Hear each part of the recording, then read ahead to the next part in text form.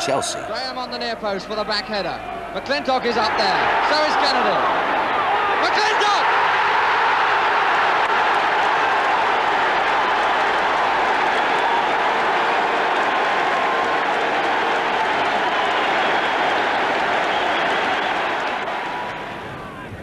Bob Wilson.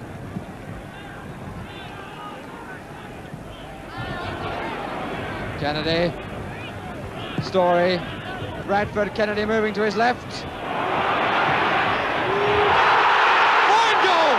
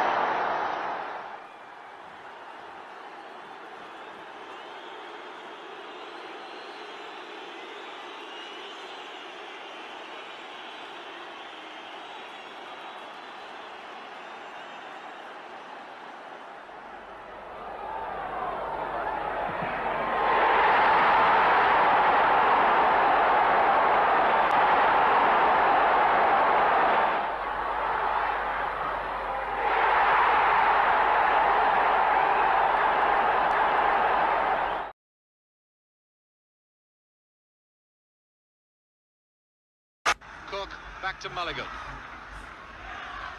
Osgood versus Blockley, and it falls for Carl, and then based on penalty now for Osgood.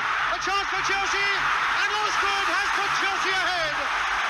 With under 3 minutes gone, the goal made for him by Chris Garland, and look at them hugging Garland. Danny Hunt with a throw for Coventry, right back on their heels already. Mick Coop looking for Hunt and finding him. Not a good start for Chelsea, and Hunt's cross there. Rafferty going for it, and Rafferty has equalised within a minute. What a comeback by Coventry. The number 5, and Boyle with the corner. Dempsey back heading in. Osgood! There it is. Yes, it's given by Peter Osgood. Beautifully there. But this is an indirect free kick. Hollins. Oh, a great goal by Hollins. Oh, a superb free kick by John Hollins that puts Chelsea 3-1 ahead. And a free kick to Coventry. Hunt taking it quickly. Rafferty now with a great chance for Coventry. And there it is, a rock. And O'Rourke puts it, the second goal in for Coventry. Osgood. Carr. Smith.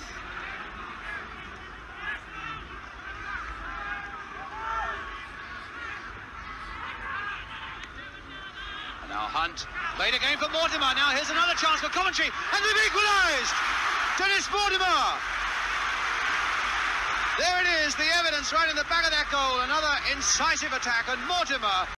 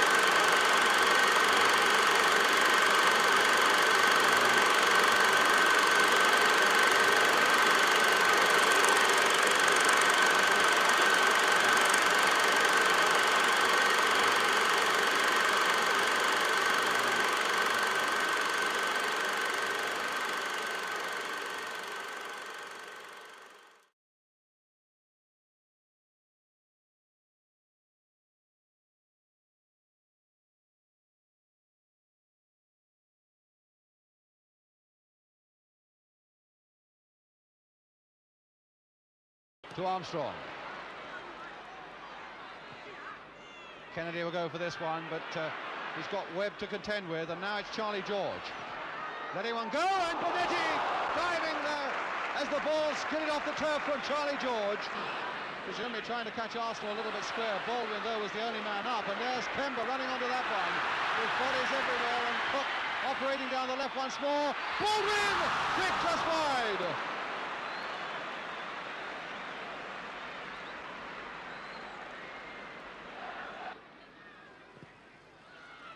Graham's gone for this one, but he couldn't reach it in the air. Kelly. Still Kelly very tight again in there. So many Chelsea players are back. Only Baldwin, in fact, has stayed up. But there's a chance now for Kennedy, and he scored! Arsenal go into the lead with 20 minutes gone, in spite of the fact that that penalty area was littered with Chelsea defenders. The ball falling loose to Ray Kennedy, and hammered that in left foot, giving Bonetti no chance at all. Osgood winning it in the air and finding Hudson.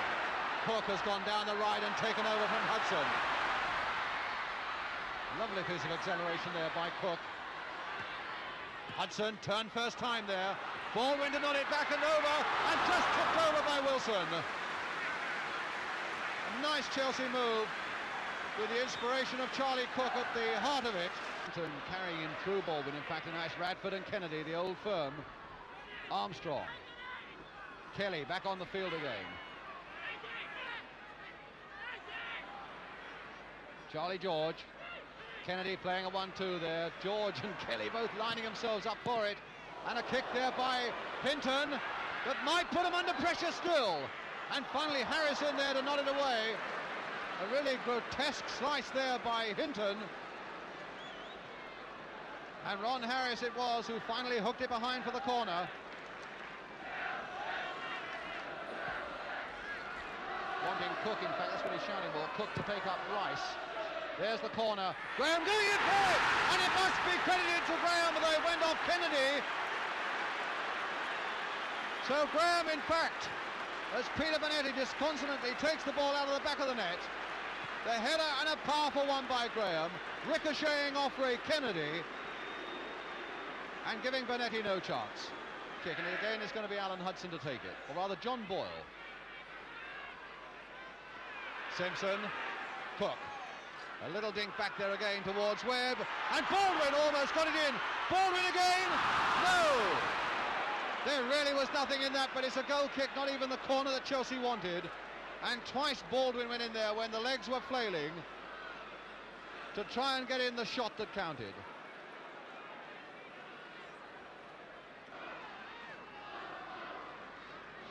So it'll be Armstrong to take it, with about 2.5 minutes to go.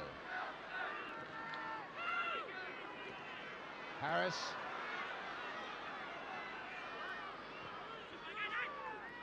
Baldwin. Kemba. To Hudson. Cook with a chance to bear in on that goal there, but once more Rice and Simpson together acrobatically to get it away, and Chelsea's throw.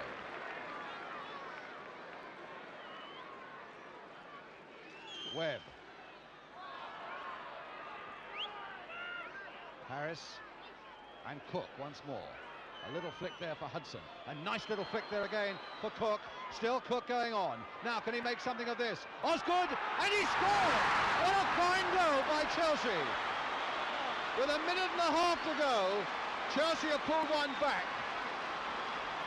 Beautiful play by Cook in the first place.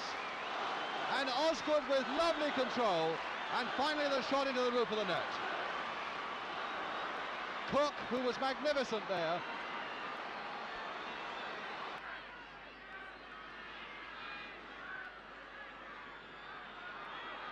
George Graham again, wanting to take that ball down to the corner flag.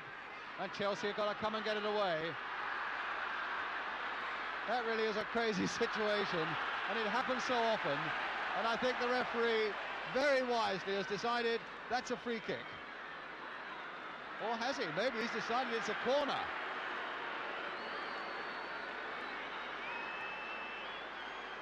No, he's given a free kick. He must have given the free kick on that spot, and George Armstrong is saying, how can I take it with that flag so close?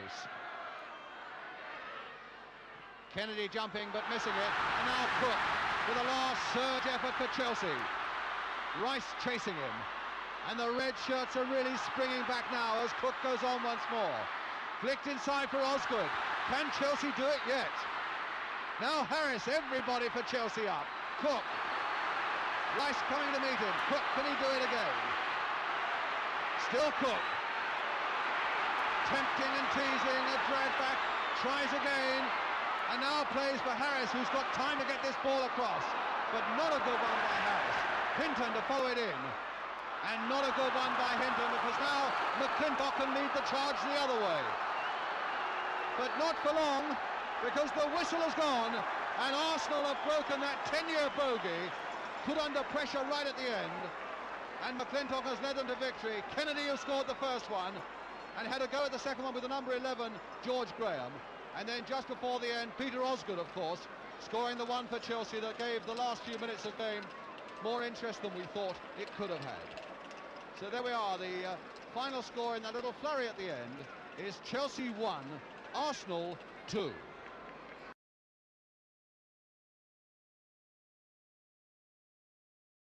Slagets storhetstid. Titta här. Åtvid mot Chelsea på Kopparvallen 1971. Det är cupvinnarcupen och Chelsea är regerande mästare. Ja, Jota Ljungberg till Torstensson, ja.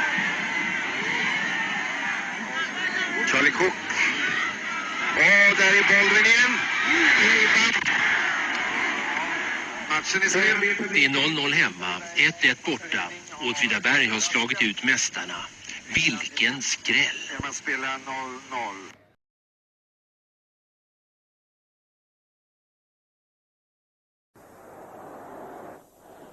Falling for Hudson.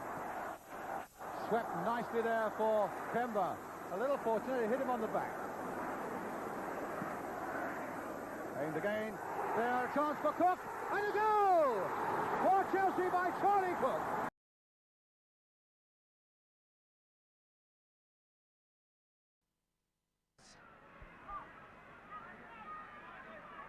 England wants it.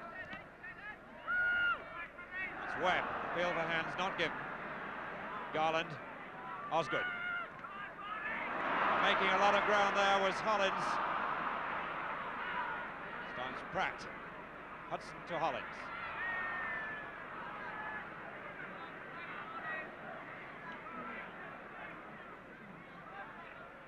Knowles. Chivers. Mulligan to Osgood.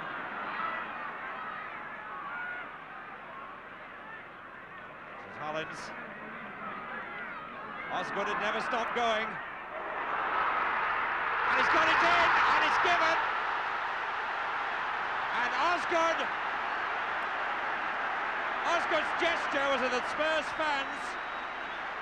And that's how Hollins now watch Osgood go through, and there's some pushing at this moment. You see him push Naylor, Jennings and Naylor collide, and Osgood takes remarkable advantage from that angle, but the goal does stand after 38 minutes. Certainly Osgood pushed the defender, but the defender may have been obstructing. 7 minutes to half-time. And then the final ball. Delivered just right to Hudson, and it wasn't a bad finishing effort.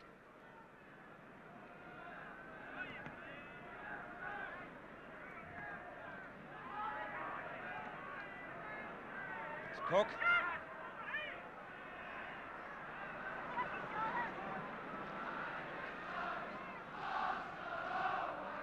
Webb risking that eye again, but it's Chivers now for Spurs. Webb still with him. Now Peters. This is Knowles. Look at the chasing David Webb's doing. Coates and Naylor. Young Terry Naylor, the scorer. A beautiful cross from Knowles. The goalkeeper couldn't get back across. Coates knocking it back, and Naylor unmarked.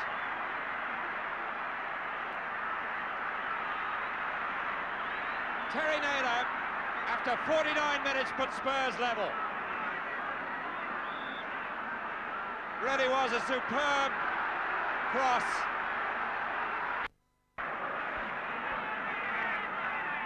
Allen. Ron Harris in the background there was urging the team on.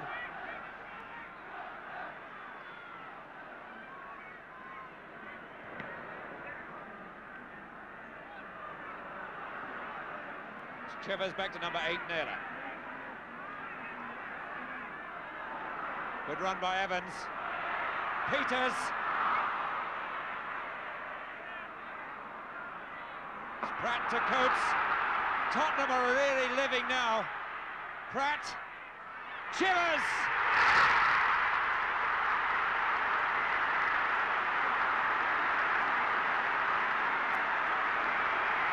Tottenham lifted by that goal. Now Tour, the second goal. That was Pratt. Chivers here takes this quite beautifully. The second goal they've got in 3 minutes. Lifted by the first, they've rammed home the second. And Chelsea, suddenly being in front, in 3 minutes find themselves behind. England now. There's England. Now Garland for Chelsea. Hudson. It's for Osgood against England again, and England opted for giving away the corner.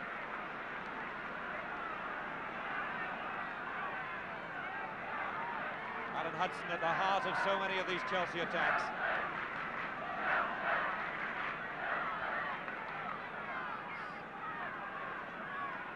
Houseman again to take it.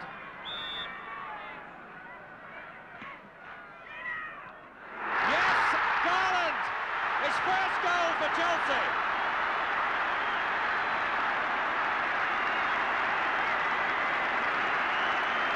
And what a header this was.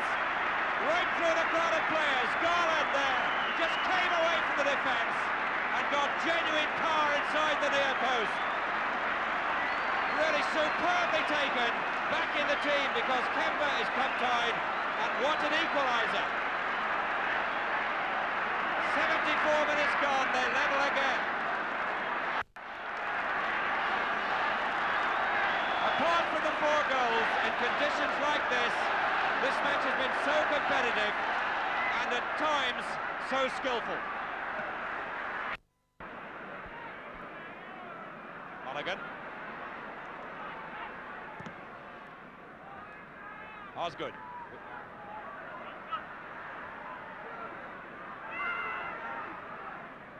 Hudson, number 2, Mulligan. A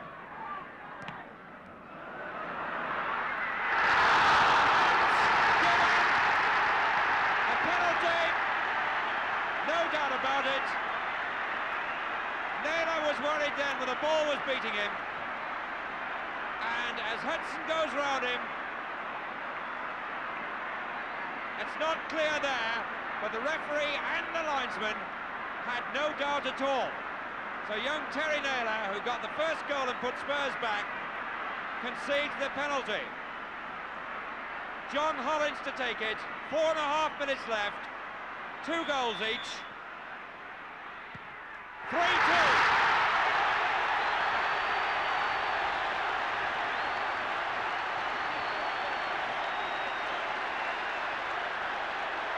Really hard struck, Jennings committed right. The ball, in fact, hit straight.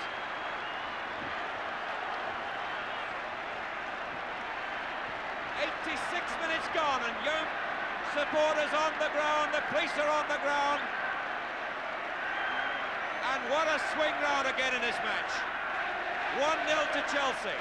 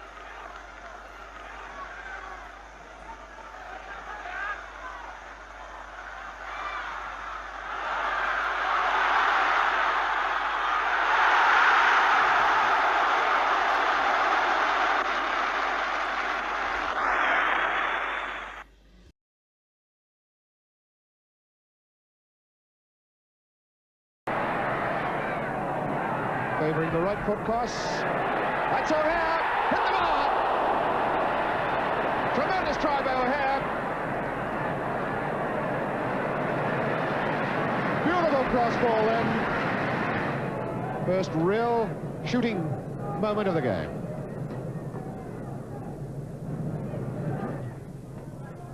Garland with Robson in the tackle. Hector. A whole block of blue shirts to get through. Durbin turning it back. Hinton on for a shot here. And a good save from Sherwood. Oh, young Sherwood, and he's cornered then.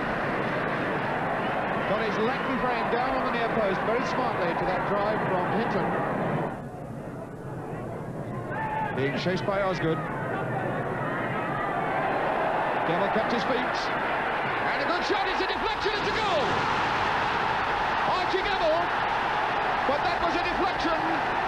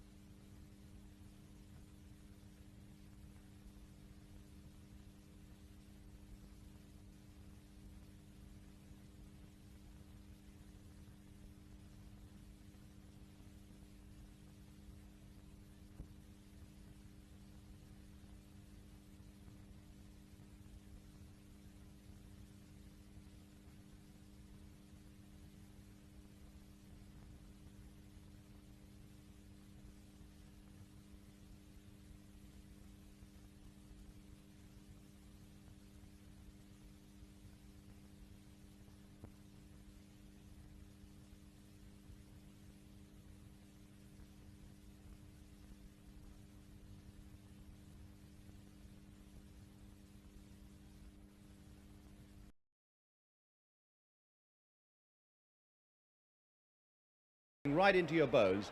Still, there were a lot of good things to cheer between these two very talented sides down at the bridge yesterday. And Chelsea, first of all, set us talking by keeping Peter Houseman fit again as substitute, thus leaving Chris Garland to wear the number 11 shirt. Chelsea beaten only once, remember, in their last 21 games. Everton, meanwhile, have shown some signs of getting back into business themselves, with no defeats in their last 6 games. And now they bring Keith Newton back to number 3 for the first time since he was dropped in October. Scott at 2, Lyons at 10, and the substitute Darricott, all relatively untried youngsters.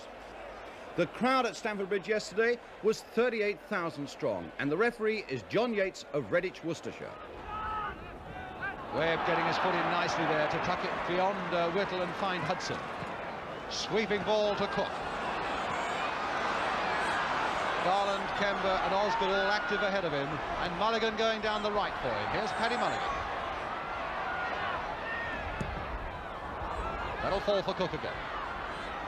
Trying to send Newton first one way, then the other, and a decisive little ball there to Kemba, and Garland just waiting to get the header that counted. A lovely build-up by Chelsea, half-checked and then built up again, and Garland a yard wide with the final header. Hollins. Husband. Hudson a good strong challenge there with Hurst, but it comes now to Kenyon and to Scott, and that might let Osgood in. Across the goal! And only just now has it gone over for the goal kick.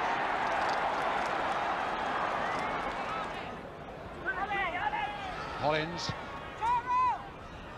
to Hudson. A long ball there to the head of Osgood. In goes Kemba on it, looking to get a turn on a shot. Garland and Osgood with a great chance. Osgood turning it back, and no!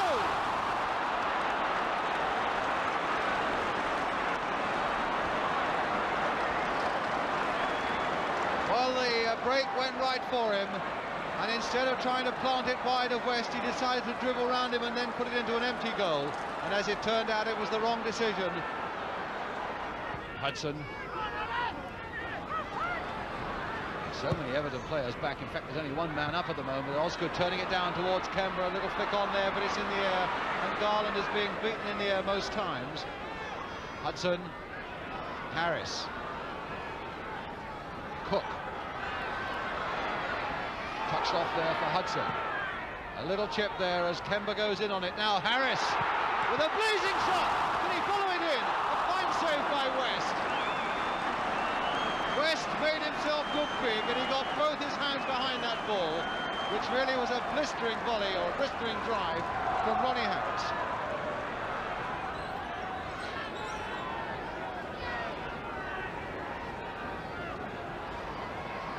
Hudson to Cook. A deep one towards Osgood with his head, and he's done it! Osgood's goal, a good one, and Chelsea go ahead with 2 minutes of the second half gone. A good long cross there by Charlie Cook, and Osgood at the far post, tucking it between the post and Gordon West. 1-0, and Peter Osgood's 24th goal of the season. Cook. Back to Mulligan. Dempsey has stayed right in there too. Osgood, down he goes, and a penalty is being given against Everton as Osgood was brought down by Kenyon. Everton far from happy with that decision. And now a whole posse of cameramen behind that Everton goal. 2-0. So that's his 6th penalty of the season, his 14th goal of the season. Hollins banging that one in to put Chelsea 2-0 ahead.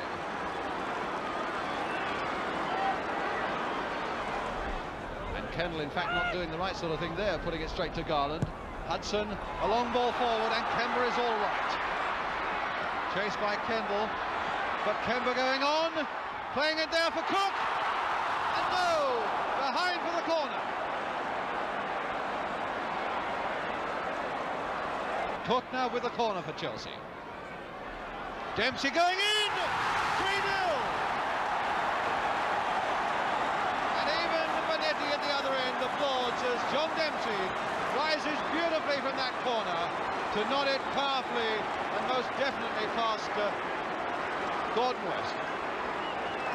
Now, what are they complaining about there? The net? Maybe not directly against the crossbar, but no doubt about it. Dempsey's goal. Hudson took up a lovely possession there, Hudson, with the outside of the boot, and it'll come for Hollins to drive one, and he's still not there. Osgood, will it? No! An infringement and a free kick. Stop. So Cook gets it back again. Now Harris. This time Cook has gone on, but tripped. In fact, he was in fact tripped by Kendall, but the referee said no.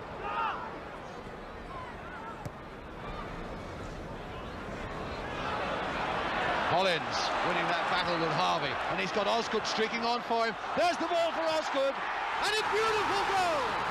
Oh, a beautiful goal by Chelsea. No wonder Osgood smiles and embraces Hollins, because it was a lovely ball from Hollins into the path of Osgood, and from Osgood just inside that far post. 4-0.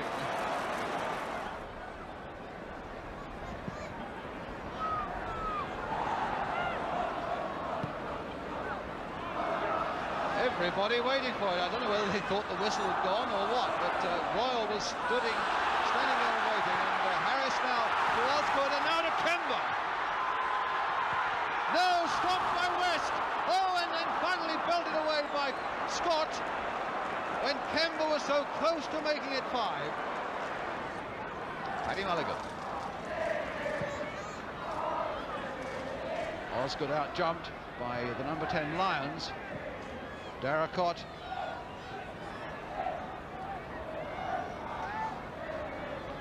Husband to Hurst.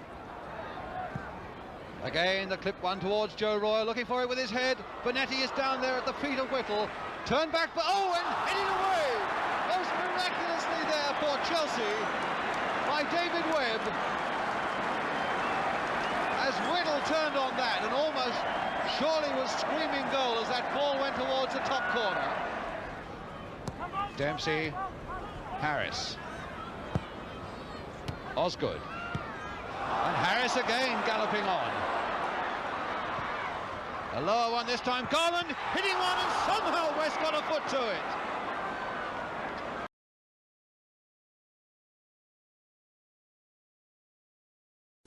Another surprise. When Chelsea visits second division Orient, there can be little doubt as to the favourites. Chelsea are one of the most skillful sides in England, and they don't lack hardness.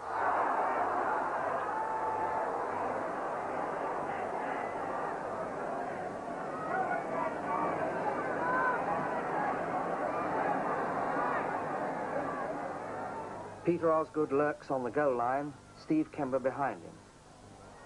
John Dempsey on the near post. The ball runs back to Peter Houseman. He centres.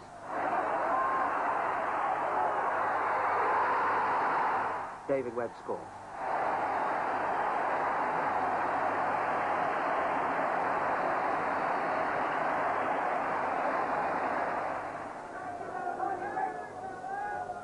Webb takes a free kick just in Orient's half. Dempsey can't quite get there, but forces a corner.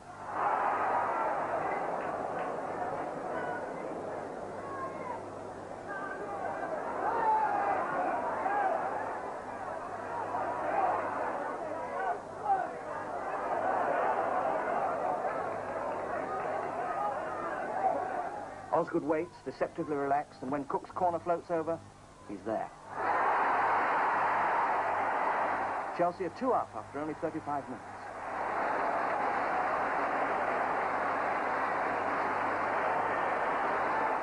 But Orient come back and disrupt Chelsea's talented midfield players.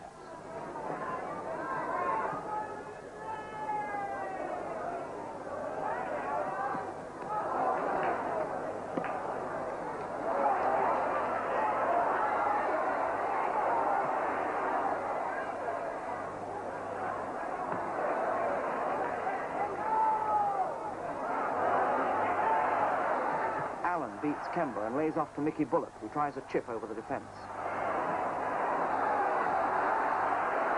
Phil Hoadley from 30 yards.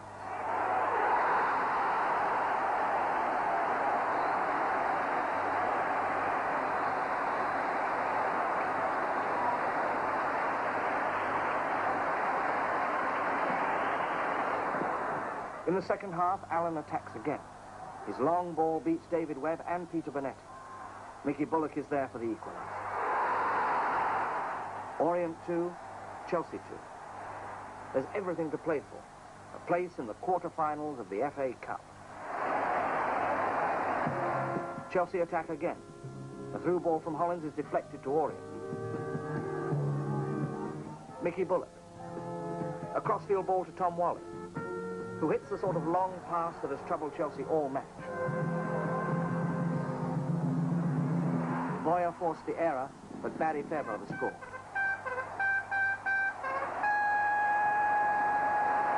Hudson carries the ball to Orient.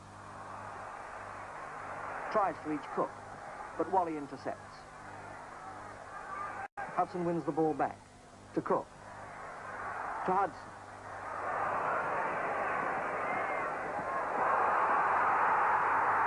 Johnny Hollins hammers the deflection.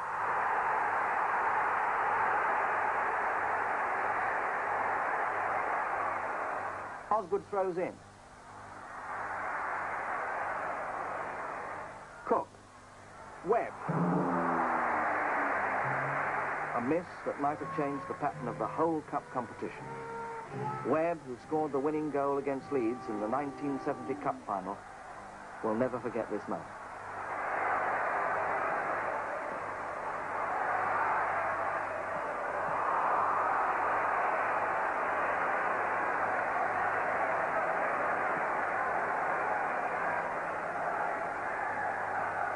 Again, the FA Cup has produced a dramatic result. Orient 3, Chelsea 2. And for Barry Fairbrother, a memorable day.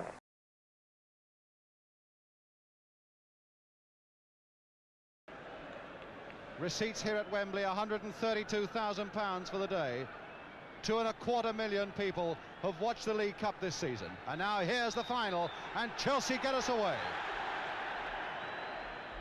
A rather long and a strange ball forward in the first seconds, giving Stoke City a goal kick. And Gordon Banks to take it. Alan Bloor, Garland chasing it, then leaving it for Hudson. A nice little shimmy by Alan Hudson for Chelsea. Mulligan, Osgood. Bloor tackling him hard, but Osgood still finding Hudson with it. Osgood, a lovely flick through there now for Hudson, looking to cross it low, and this time Dennis Smith, tall, tough defender for Stoke. And Pejic, Smith to Eastham, his first touch. Greenoff. And Eastham couldn't shake off Hudson, and so it's Chelsea again. Garland nicely turned inside again for Hudson.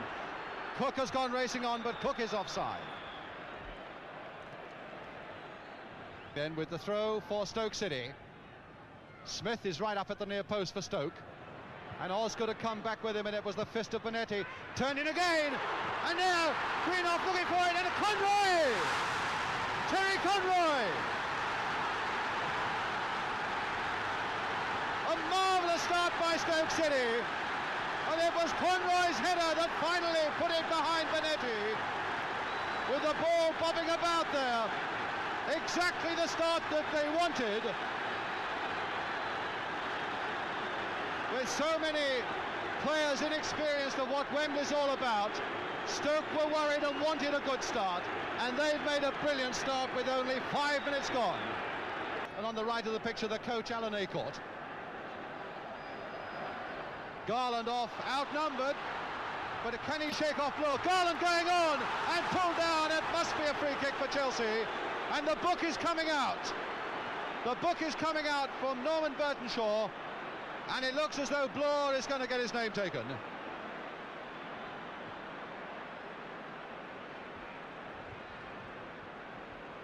So that's how it looks from behind Gordon Banks' goal, as Alan Bloor's name goes into the book. Make sure the spelling's right.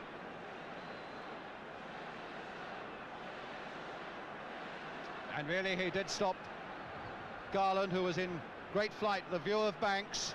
The wall's got to be back 10 yards. Hollins is a bit of an expert with this sort of free kick. And the four-men wall being forced back by Norman Burtonshaw to Hollins now, hitting one wide. Disappointed with himself, but and certainly Banks couldn't have had much of a sight of it. At Mulligan. Chelsea not finding their men at all well at the moment. Bernard, and Stoke not there either. And now it's Hudson for Chelsea. Garland. Nice reverse ball there into the path of Hollins, and turn now for Osgood, looking to get it at the right sort of angle, and now Harris to follow it up, playing it sensibly there to Houseman. Harris wanting it back and getting it back. Hollins going through that challenge by Bernard and hitting one, but it's wide again. The Stoke defence just a little strung out there. Always willing on the overlap. And going well there for Chelsea, but he couldn't quite get it across because Pejic was right back with him. But it's Chelsea's corner. And Mulligan injured off the field, which in theory I suppose means that the trainer can go straight to him, but the game should not be held up.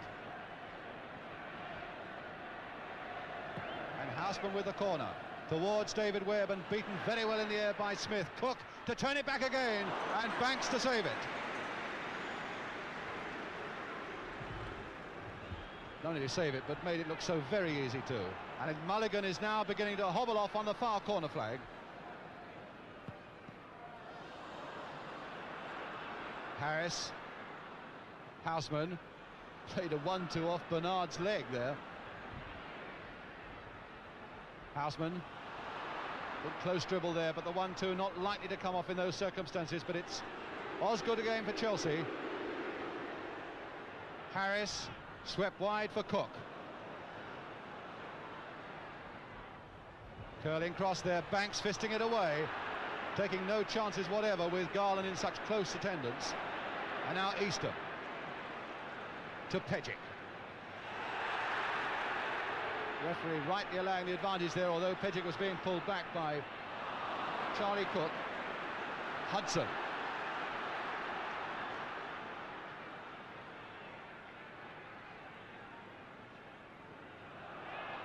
Chelsea's throw. Paddy Mulligan, he's hobbled round there in front of the Royal box.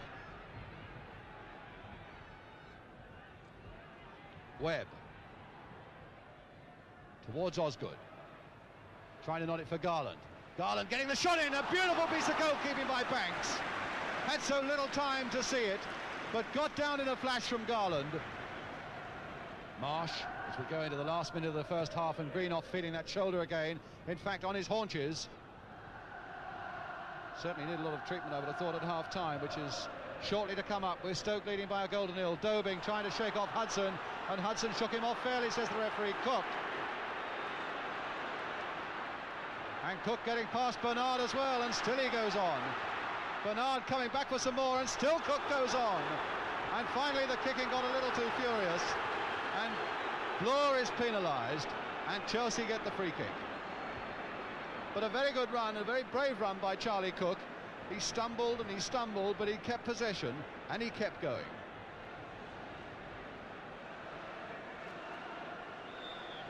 Hollins taking it quickly. Osgood on the run towards the near post, and Banks goes down. The old 1-2 that nearly came off, and there's some pushing in the penalty area there between Osgood and Smith, and Osgood is going to have his name taken. In the last seconds of the first half, and the third player in this League Cup final goes into the book. Bloor and Pejic for Stoke, and now Osgood for Chelsea.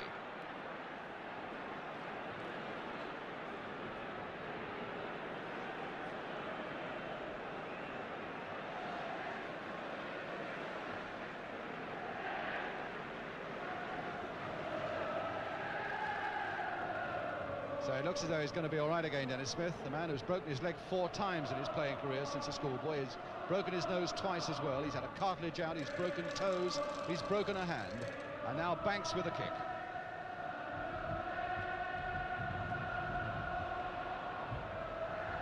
Harris. And Smith diving in brilliantly there to stop that ball going through to Osgood. Houseman to Harris. Dobing nodding in the way. Garland struggling to get to it, but beaten by Bloor. Webb. Everybody now, bar Bonetti, in the Stoke half of the field. Towards Garland, played back for Cook. The little chip there again towards Webb, and Osgood, and Webb won't get a shot in, will he? Osgood on the ground, and he's done it, Osgood! While he was on the ground, he's got the equaliser. The first goal Osgood's ever scored at Wembley, and it puts Chelsea right back in the game at 1-1 in the last seconds of the first half. Webb had a go, and finally it fell for Osgood on the ground to have a go, and he put it past Banks. Welcome back. Stoke now waiting to go, but Chelsea have brought on their substitute Tommy Baldwin. Paddy Mulligan has not come out for the second half, and it looks now as though Ron Harris will be playing in a right back position, with Peter Houseman dropping back to fill the left back position. Dempsey to get it away for Chelsea. Dobing. I know there's certainly a school of thought down Stamford Bridge way that when his forward playing days are over, Houseman could well turn in towards a fullback, but now it's Conroy with Houseman and Hollins facing him, but he finds Eastham. Dempsey, and that'll come for Bernard to hit one, but hopelessly wide. And Eastham almost in a yard. Hollins with the cross towards Baldwin again, ducking underneath it. Smith away. Ritchie. Greenough. Nearly came off, and it must have been a handball by David Webb, because the free kick has gone to Stoke.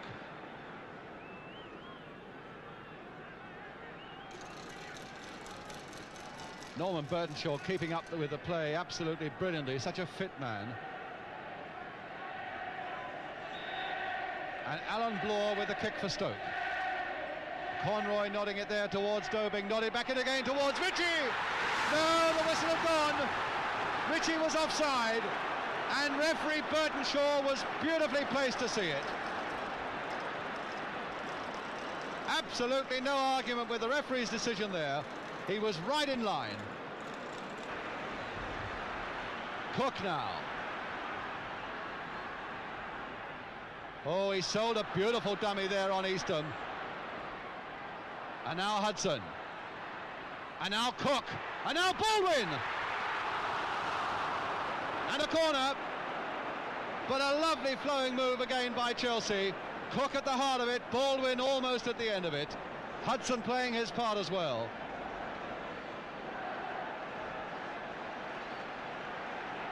So now the red and white stripes shirts are coming back in force. Garland up there at the near post. Dempsey too, Cook with the corner. Dempsey's header and over. Alan Bloor is there for Stoke.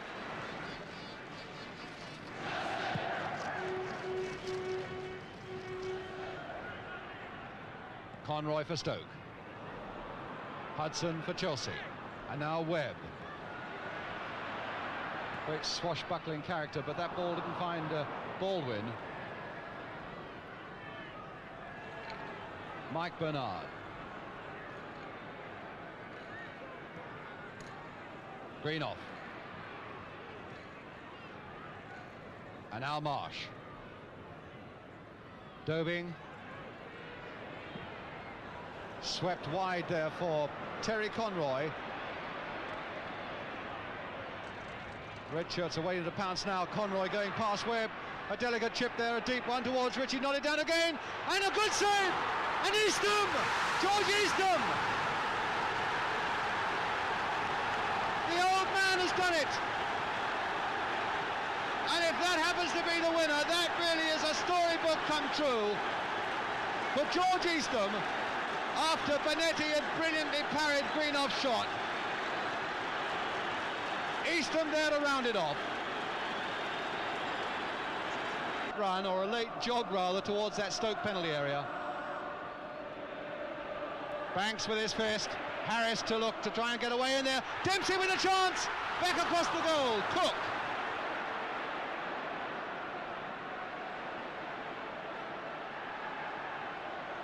Cook desperately searching for the right sort of angle and losing out. And a goal kick to Stoke. Cook with the corner for Chelsea. And he's come back on the field.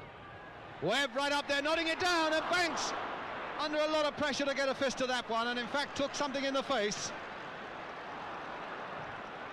Bernard and Dobing having none of the nonsense, getting it across field to Marsh.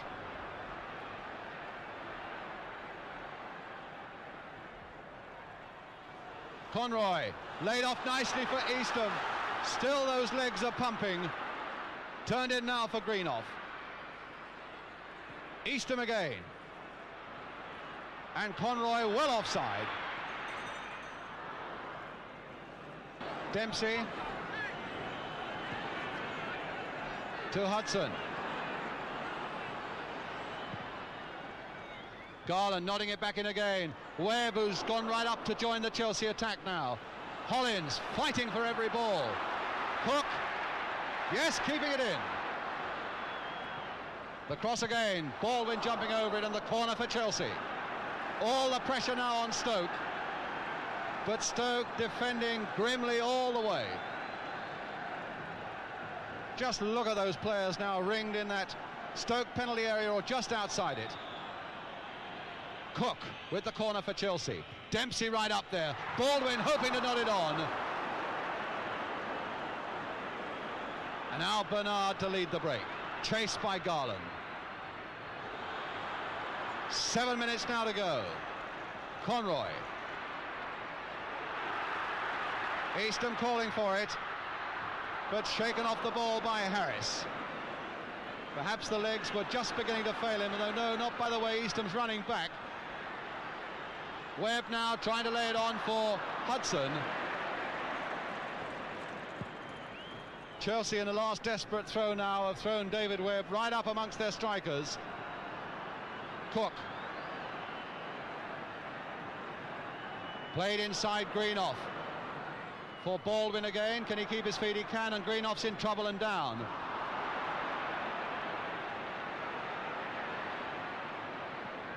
Played there for Hudson. And now for Baldwin. Jockeying there, the Chelsea players, to get a chance to get ahead to that ball.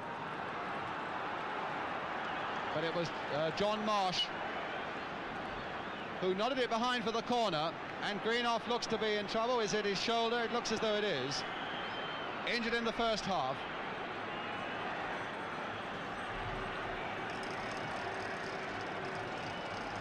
Of course, cup final stories are littered with brave acts of players who carry on, although very badly injured. And Greenough, I would think, probably joins those ranks now, taking all the physical challenge on what must be a very sore shoulder indeed.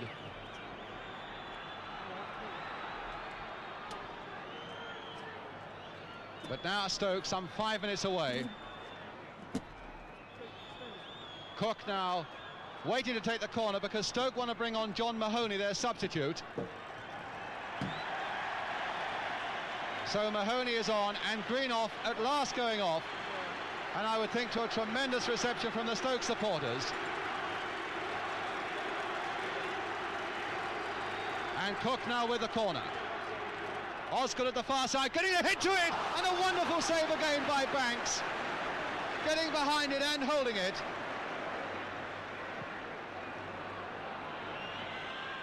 Stoke supporters already beginning to whistle hopefully, but as Mahoney, the substitute, picks it on and finds Dobing, and now Conroy. There are still, in fact, just over 3 minutes to go, plus injury time. Conroy for Stoke. The cross again, and Eastham almost made it again. Eastham's stamina is fantastic because he was right up there, and there he is going in again on Hollins, and he'll still be charging back. But now Conroy in a lot of space down the left.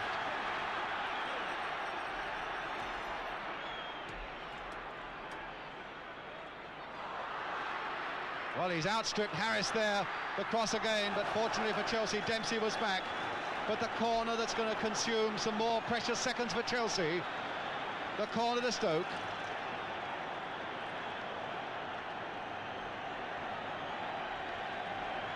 It'll be Terry Conroy to take it.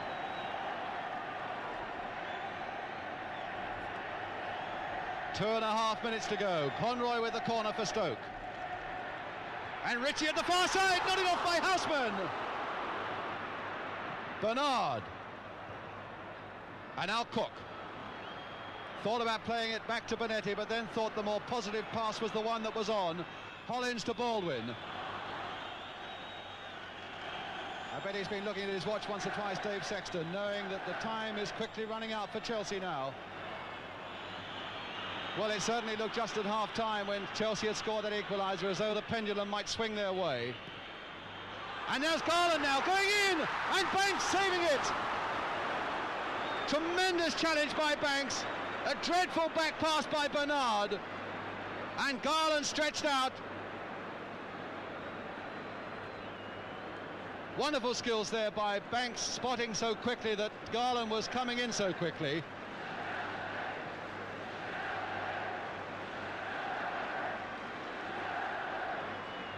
Well, there's nobody more relieved. I wonder what Terry Conroy would have said if that shot from Garland had gone in. Nobody more relieved than big Mike Bernard, the number 4. That really would have been a cup winner's medal thrown away.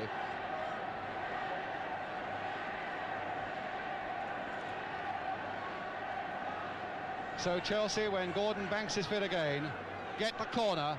Everybody, but everybody, bar Bonetti, is now up either in that Stoke penalty area or just outside it, because this really must be the last throw for Chelsea.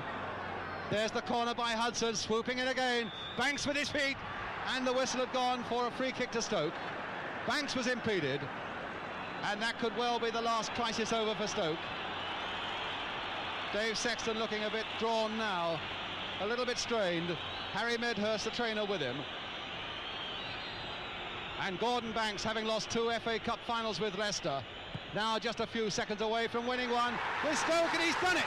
Stoke have won, to the delight of their bench and their supporters, with their goals, the winning one coming from George Eastham, 35 years old, now getting the congratulations from Hollins, and congratulations all round on that Stoke bench, from Tony Waddington particularly, the man who has revitalised football in the Potteries. Stoke, 108 years of trying, and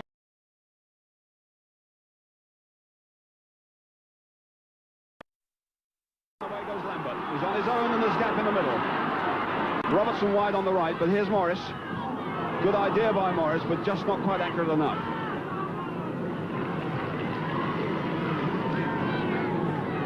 Now Peter Bonetti, his 547th first team game. Tremendous total. Webb getting involved there to Cook.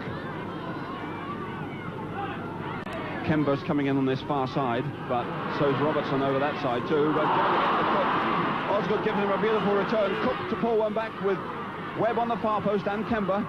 Finds Hollins. It's a great one from Webb. And David Webb does it again. 3 minutes flat into the game. Webb, the man of all parts. Over this far side, Webb's the other side.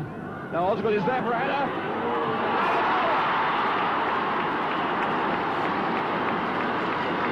And Webb once again. Well, the luck went Chelsea's way that way. A ricochet set Osgood up. He might have killed it himself, but there was David Webb to polish it off once more. So 10 minutes gone, and Chelsea now 2 goals ahead. Dempsey getting up well again. Harper pumping one back in. Hunter. Oh, it's a great save. Lambert. Another good save. And another corner, but it was Bonetti who saved Chelsea then. Getting a lot in midfield, and here's Hudson going through all that time. He's in a good position after rebound. Chance for number 3. Good save by Best. Came out and then forced him to shoot.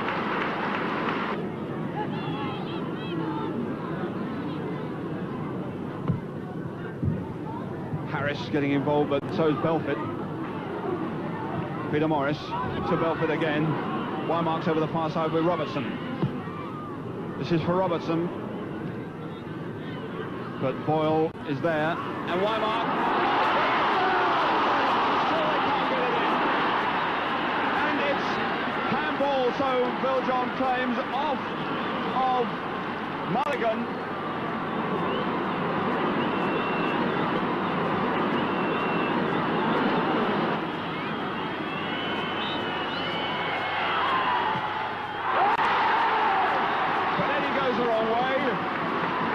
Not a perfect kick, but a decisive one, and Ipswich at last.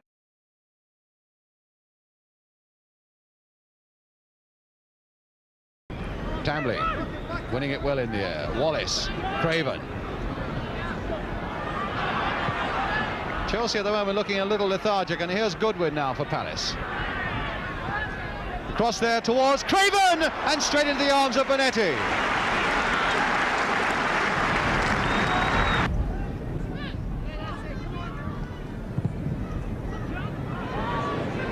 Webb's header, and a good one to win. Hollins right up there too. Osgood racing through, and Jackson out, and now Hollins with a chance, and McCormick scrambling it away. Cook putting it back in again. Down goes Hollins, Webb turning on it, and Jackson retrieving. Nobody under more pressure, of course, these days than manager Bert Head on the left in that bench there. Taylor. Willie Wallace. Taylor right in there, can he get it on the left? But he can, just over!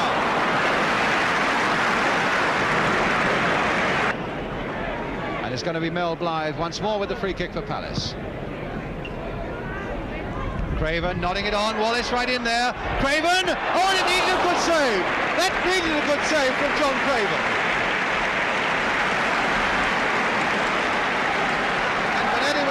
was equal to it. So two good and promising little bursts there by Crystal Palace. And here's the corner with Willie Wallace. Craven again, winning a lot of good balls in the air. Boyle getting that one away. But Palace at the moment playing it cautiously and sensibly, and once or twice making really quite promising breaks. It really is going according to plan so far as they are concerned. Cook to Dempsey. Garland going in on this one, getting a hit to it and straight into the arms of Jackson. But he judged it well. A lot of room down the left if Craven can keep it in as Dempsey is steaming across.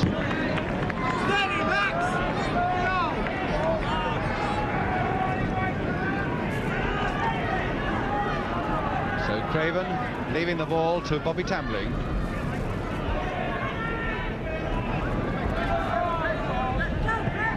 Wall.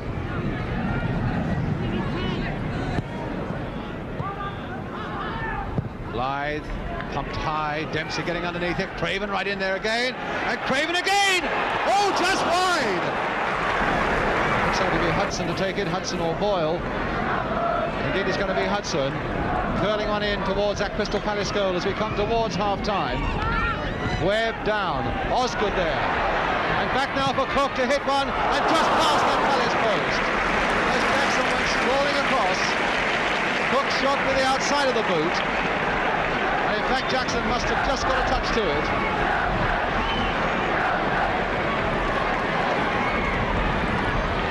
The last few seconds of the first half, just a little injury time to go on top of that. And the Palace defence under pressure now. Cook with the corner. McCormick winning it in the air, and Wallace to belt it away. Boyle. Jump for that, he says, and it eludes them all. Then Osgood, but the whistle had gone for a foul by Crystal Palace. Free kick to Chelsea. Again, these dying seconds of the first half. But Palace have fought very well in the middle of the field and at the back, and made these one or two very promising threats. So that's Jackson's view. Hollins jumping over it, Hudson chipping it, Hollins going on, and McCormick nodding it sideways, but only as far as Osgood, turning it back again. And Jackson, no, of course, and it's Hollins who finally puts it in. It's Hollins who finally puts it in. On the very stroke of half-time, Jackson just failed to get to it. And it bobbled about there, in off the post, and Hollins to ram it in. Harris and Cook, a little flick on to Webb, Cook again. Hudson, oh, a nice piece of play there by Chelsea. Cook lining one up. And Hudson complaining to the referee that Cook was barged off the ball by Blythe.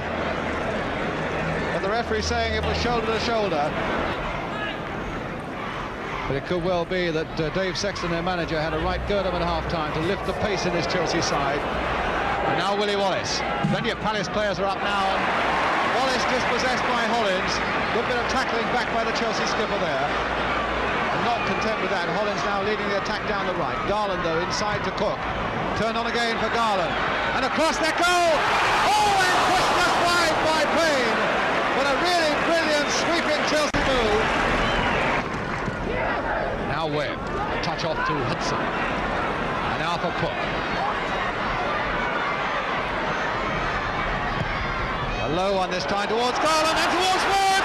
He had time to think Garland. And that's number 2 by Garland.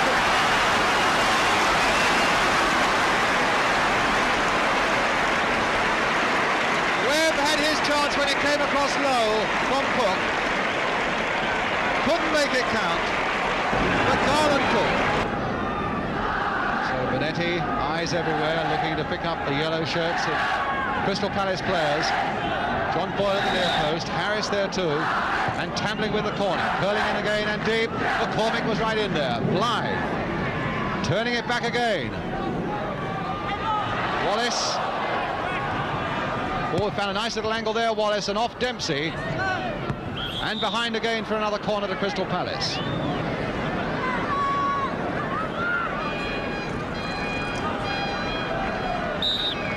Willie Wallace going to take this one. A lower one. A back heel there. Blythe, then he makes it count. Bill Blythe. Well, there haven't been many smiles for Palace this season. Blythe, a lovely smile and a fine goal to give Palace a little bit of hope. Really hammered that one in. Dempsey going up towards the far side of that Crystal Palace penalty area. Cook again to take the corner for Chelsea. But Taylor to nod it down, but only as far as Cook. Inside for Hollins. Osgood. Osgood! Oh, just wide with a curler! He measured that with ice-cool efficiency. Hit it with the inside of his boot, curling all the way, and only fractionally beyond that far post of John Jackson's.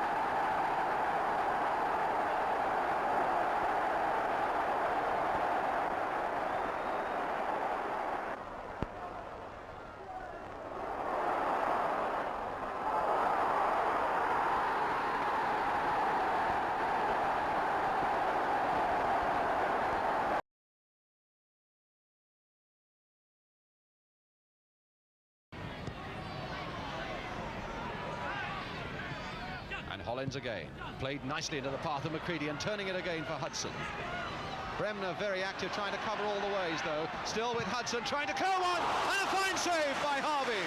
But some brilliant work there by Alan Hudson. He waited and he tried to turn Bremner one way and the other, and then he really let one go. And Harvey did well to get a fist to push it away. And another free kick for Chelsea.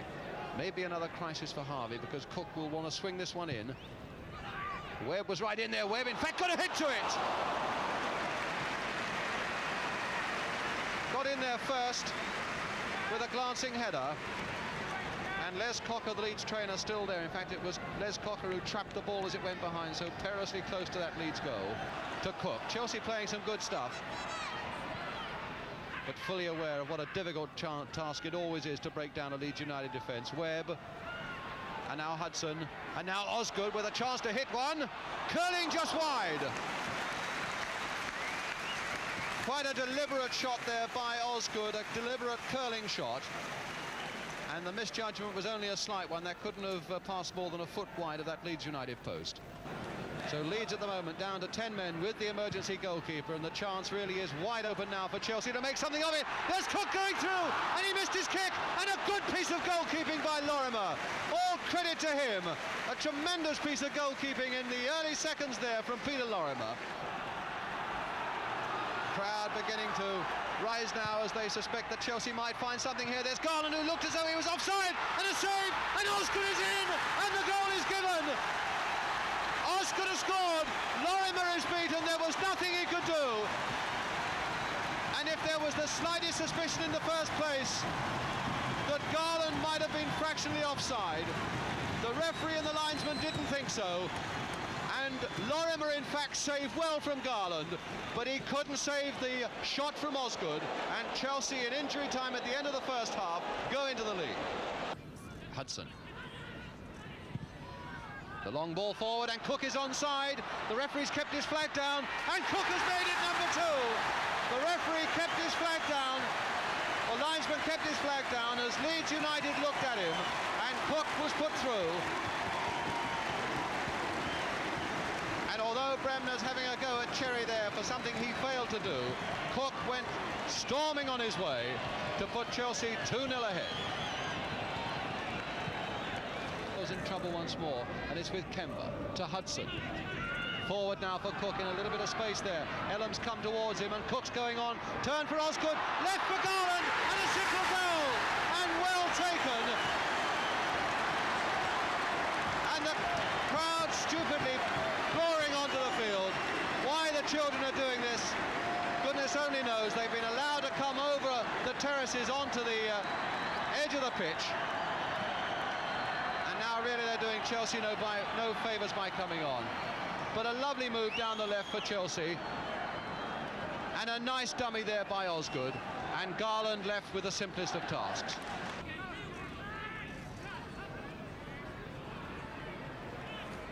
Bates trying to get a 1-2 going with Johnny Giles, and it needed a good interception there. Yorath with a shot, and a good save by Bonetti that very nearly crept through for Leeds United.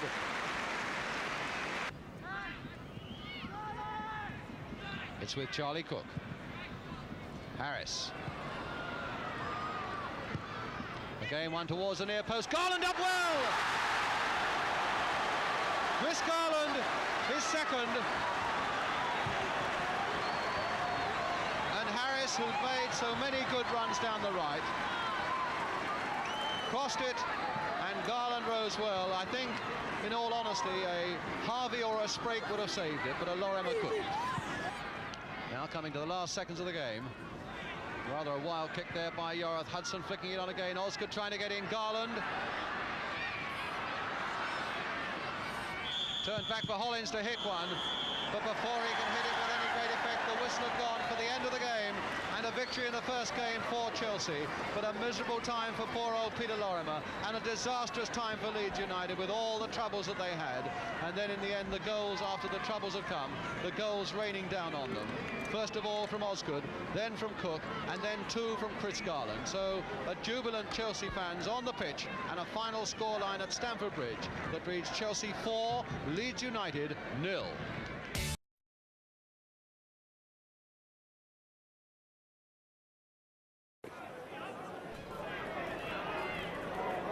Harris. Beautifully hit shot by Ron Harris. O'Hare, Durbin, Hector, Durbin moving into the middle. Joy's header. Here's Walker. Now Hector.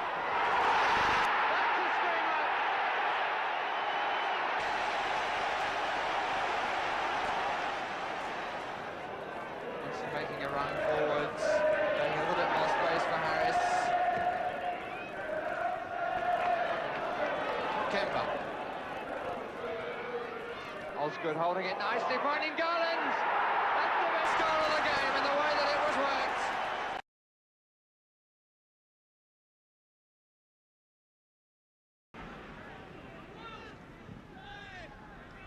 Chelsea claimed fleetingly that Mellor might have been offside, but a good shot by Mellor, and that very nearly deceived Bonetti by the near post, and Bonetti forced to give away the corner. A really powerful shot there by Ian Mellor, this 6-footer. His target was a very small one, he hit it straight and true. Summerby with the corner on the far side now. Lee outnumbered, or rather Bell outnumbered, and now Lee. Kemba, Webb, Wolves presenting it straight again to Mike Summerby. He's rounded Mulligan. Still Summerby. Barrett, Doyle, Bell, and Derek Jeffries. Lee. A lot of Chelsea men back, and Jeffries pounding down there. Now Bell. They've kept possession well as Bell now places it straight for Bonetti. And now Hollins. Osgood, right back in the deep position. But he's got Garland striking ahead of him, and Hudson too. And even Mulligan over on the right. Cook with the ball now, though. Back for Harris. Oh, nicely into space there for Osgood. Hudson again. Garland in the middle, and that's one aim for Garland! Oh, and he missed it by a fraction. That really has been the strength of Chris Garland, and indeed, for that matter, Kemba this season. But Garland in particular, the magnificent way that he gets into unexpected positions. In fact, he may have been caught offside there, but the warning was quite clear for Manchester City. Garland coming deep. Donachie picking up the poor layoff there. So Ian Mellor again. Bell switching it nicely there for Summerby. Again, Lee lurking in the middle if Summerby can find him. That's the cross towards Mellor, in fact. And still with Mellor. And finally turned behind by McCready. And it looked as though Mellor was in a beautiful position to put Manchester City ahead. The Chelsea captain storming across. And so Bonetti and the Chelsea defence wait for the corner from Summerby.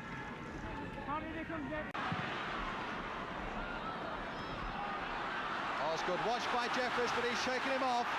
Attacking Booth, laying it for Cook, turned in for Garland, delaying his shot. Osgood just over. Good Chelsea move, right along the line, right from defence, right into attack, and Osgood playing a part when he gathered the ball and brushed aside the shadow of Jeffries. Go on, Mike. And Jeffries to Summerby.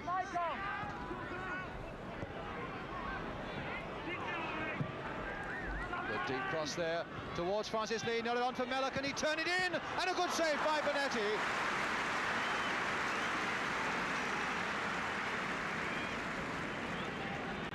McCready.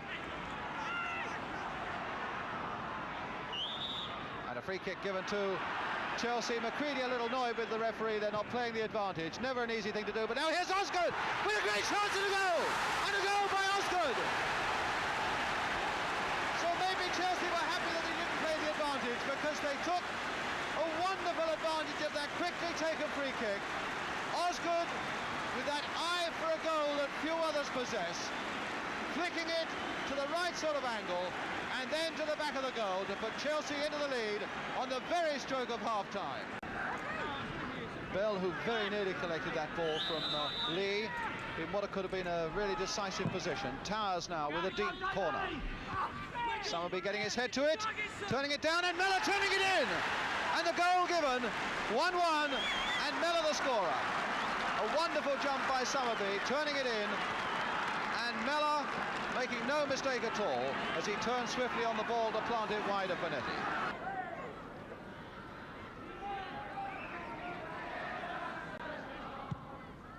Harris to Cook. Played nicely by Cook and nicely by Harris for Garland. Oh, beautifully played there for Harris. The hammer one, and Corrigan to save well. There's some beautiful interpassing there by Chelsea, with Cook and Garland and Harris making a really devastating triangle, and it's Cook again.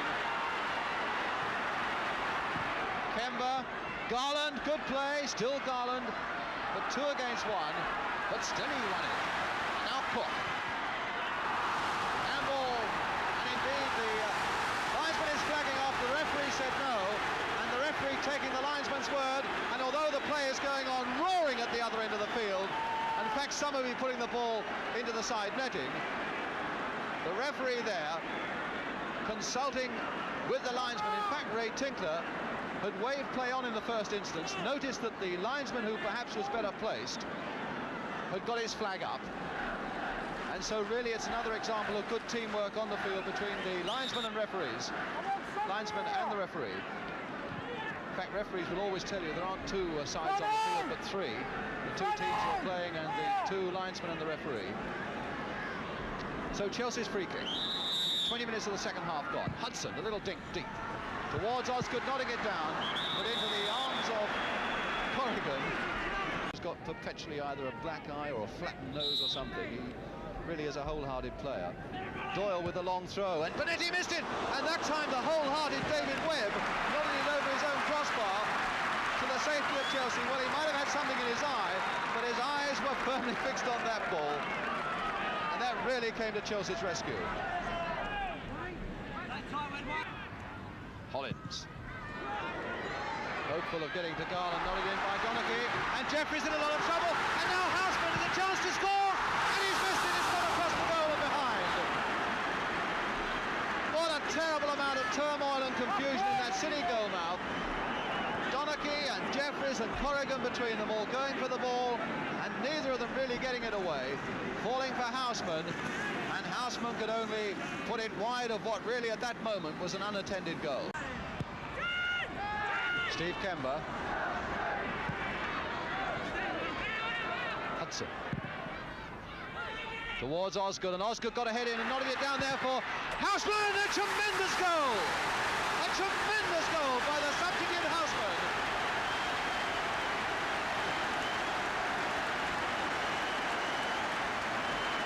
And as the cross came over, a little flick on by Peter Osgood to the feet of Houseman, and he made no mistake. City with far too much flair and far too much talent and invention to be so low in the table for very much longer, but they've been beaten here at Stamford Bridge this afternoon with goals by Peter Osgood on the stroke of half-time, and Peter Houseman there late in the second half providing a spectacular winner, and between those 2 goals, the one by Ian Mellor just after half-time that gave Manchester City a little bit of hope. So a very good victory then by Chelsea, who played some good football in a game that was really renowned for its good football, and a final scoreline that reads Chelsea 2, Manchester City 1.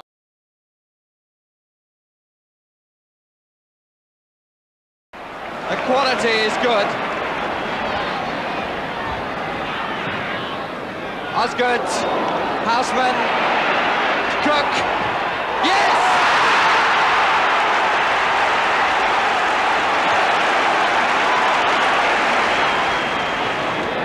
Simpson. Radford has moved out to the right. Graham. What a disaster! The very presence of Charlie George at the back.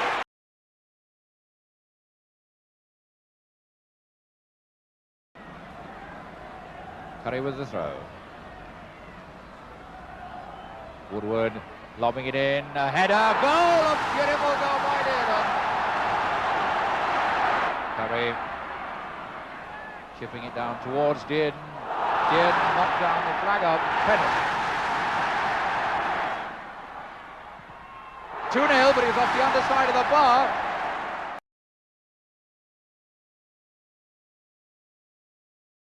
This is Gary Locke, figured in the Mini World Cup last season. Garland. Support from Kemba, and way over here is McCready. It's Garland going under it with Blockley. Osgood trying to get in. And that's Garner. The flag is already up, though. The flag is already up, and I don't know whether the goal is given. Yes, Garner has got it.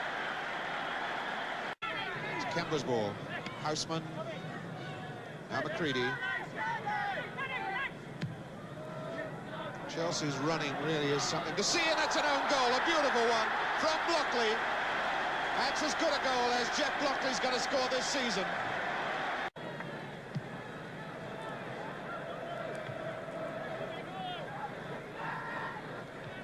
Maguire won it well. Green, good ball. Alderson. That was a good goal! How about that there? Out of nowhere! Alderson!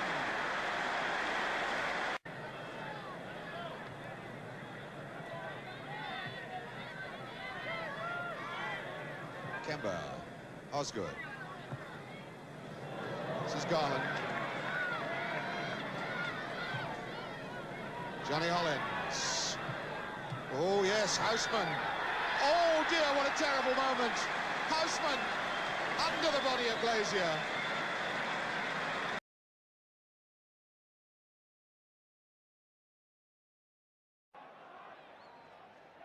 This week, from the top of the First Division, Liverpool the leaders against Chelsea, who lie fourth.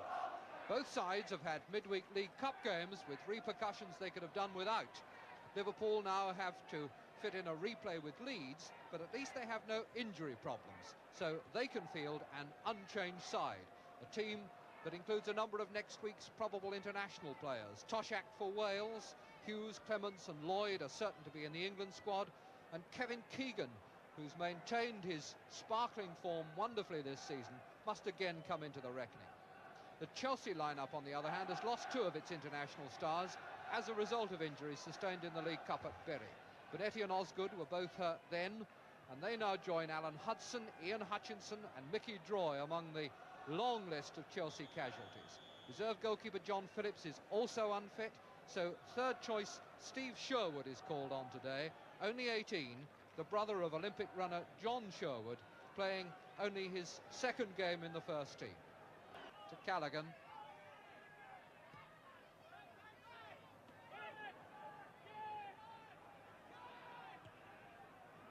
Hollins finding Houseman.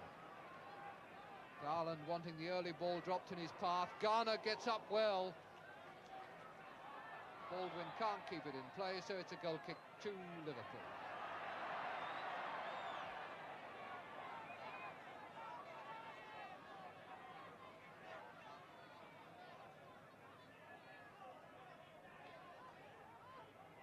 Keegan is 7, David Webb 5.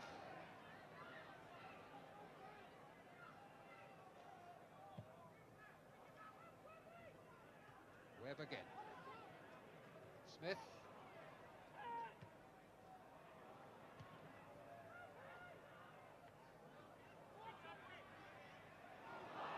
No foul given.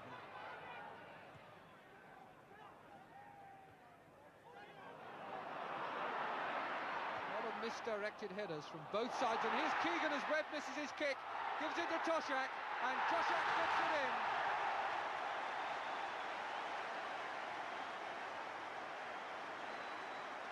A mistake by Webb, and the most unselfish pass by Keegan.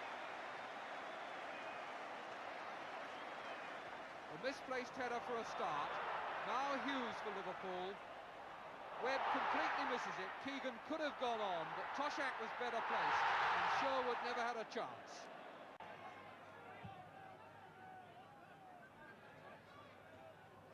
Keegan lucky to get that rebound off Webb. Toshak. Keegan! Well, that repays the compliment.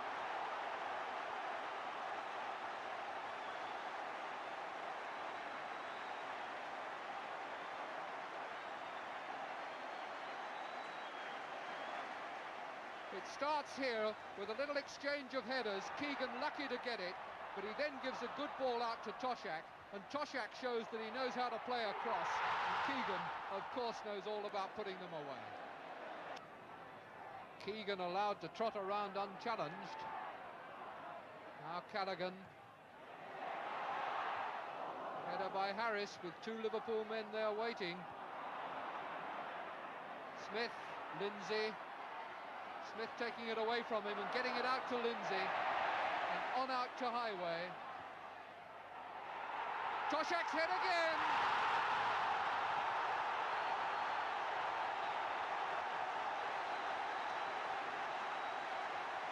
They're really beginning to play with them now.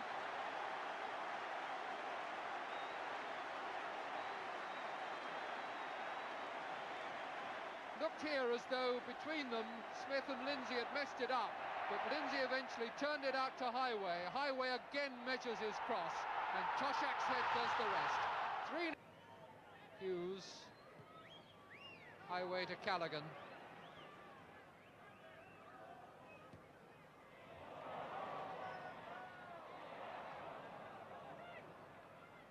Kemba.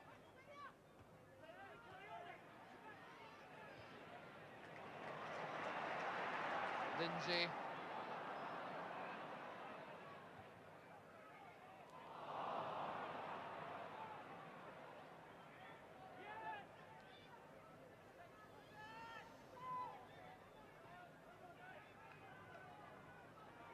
Gary Locke.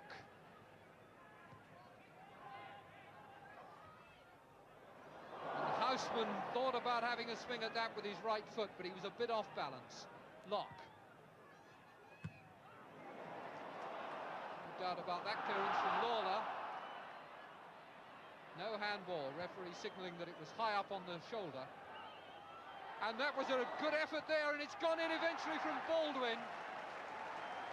Turned across goal by Garner. Garland couldn't make contact, and Baldwin gets one back for Chelsea. His first goal of the season.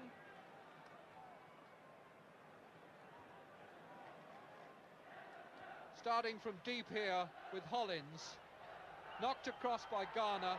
Garland couldn't make contact, but Baldwin does, and that's 3-1.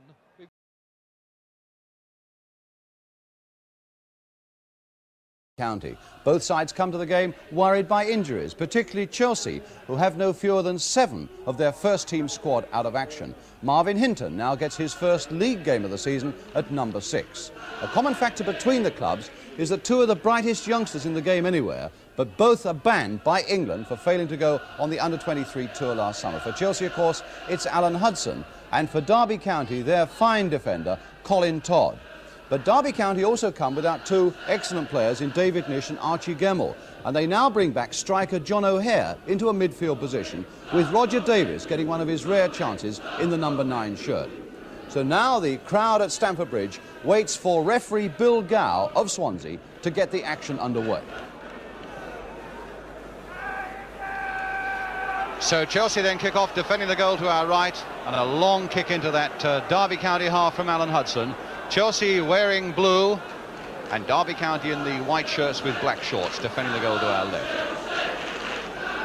So a quick touch of the ball for Colin Bolton, their goalkeeper. Derby County, such a fast-rising side, now lying 7th in the table after a very poor start to the season, but most of their good work has been done, in fact, at the baseball ground. Only 6 of their 26 points in the first division having been won away from home. Only 2 away wins all season. Here's the kick. O'Hare. Davis. And they went and waited whose throw it was. O'Hare goes through, and a deflection there. Unluckily for Chelsea, going Derby's way, and O'Hare, the scorer, with only 8 minutes gone. Chelsea, in a sense, only themselves to blame, because they were prepared to argue about whose throw-in it was, and while they argued, Davis took it, and the situation was always going away from Chelsea and towards O'Hare and Derby. So there's the score then. Derby County leading by a goal to 0. A touch of fluke about it, but John O'Hare, the man who got it. And now Harris. Hudson. Harris again. Played this time for Osgood very deep, coming hard from a deep position. And still going on, Peter Osgood. And still going on, Osgood. Now will he turn this back? He has! And Hudson, and it's kicked off the line. Turned back again by Boyle. A beautiful run by Peter Osgood. Hinton turning it in quickly. And now Derby getting it away to Davis, but still Chelsea there. Boyle switching it wide again for Peter Osgood. That's got the crowd going. This side he's coming inside McGovern. Playing it this time for Boyle. And then McFarlane.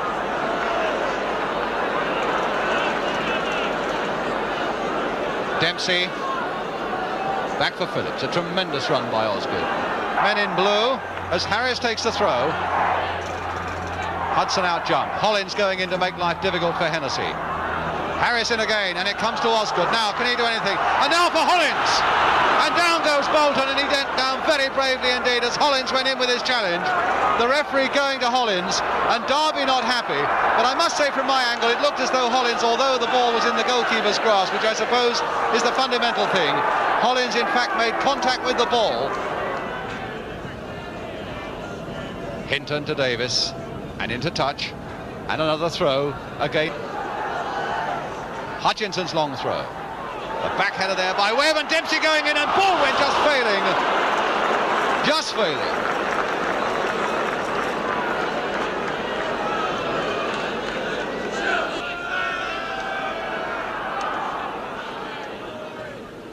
And another throw. Again to O'Hare. Maybe he'll pick someone up a little quicker than he did the last time. Yes, he has, because McGovern's gone to help him. Davis. Very difficult to shake off a ball, this young Roger Davis, and he crossed that beautifully, and Phillips did well too. That was a good piece of play by the tall number 9, the youngster that Derby brought from Worcester City, Roger Davis. John McGovern. David Webb's free kick. Osgood going for it, and Osgood will keep it. Turning it nicely there for Ron Harris, and inside again for Hollins. Oh, and he missed by a fraction. That would have been such a tremendous goal, with Osgood and Harris combining so well, and Hollins surging as he does so often. O'Hare. Davis playing on again for O'Hare, with a chance to cross it, and he did well there. And in fact, it took Dempsey to get in there to put it behind for the corner. Dempsey, I suppose, feeling he could take no chances, although John Phillips was beautifully placed behind him to gather it up. So Derby get a corner. Roy McFarlane again has come up. Terry Hennessy's just gone through the picture. Roger Davis is already up there. Roy McFarlane, who scored 6 goals this season, you may depend a good percentage of them have come from corner kicks. Here's Hinton then with the corner for Derby. But Chelsea going out there in tremendous weight of numbers. O'Hare turning it back again. And now McFarlane, and a good point-blank save by John Phillips from Roy McFarlane. And that's why there was so much room for Hinton. And there's the shot by Hudson, and a deflection. They went just wide. Looked as though there was a minor deflection after Hudson had hit it, and presumably that must have come off a Chelsea player as well. Because the goal kick is given. And Derby still leading by a goal to 0. Scored by John O'Hare after 8 minutes. Hector to Hennessy. And Hector again. Hennessy.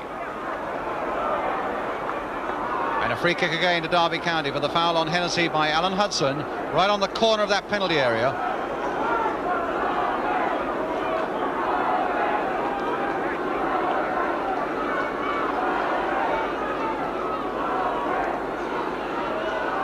Hinton's going to take it.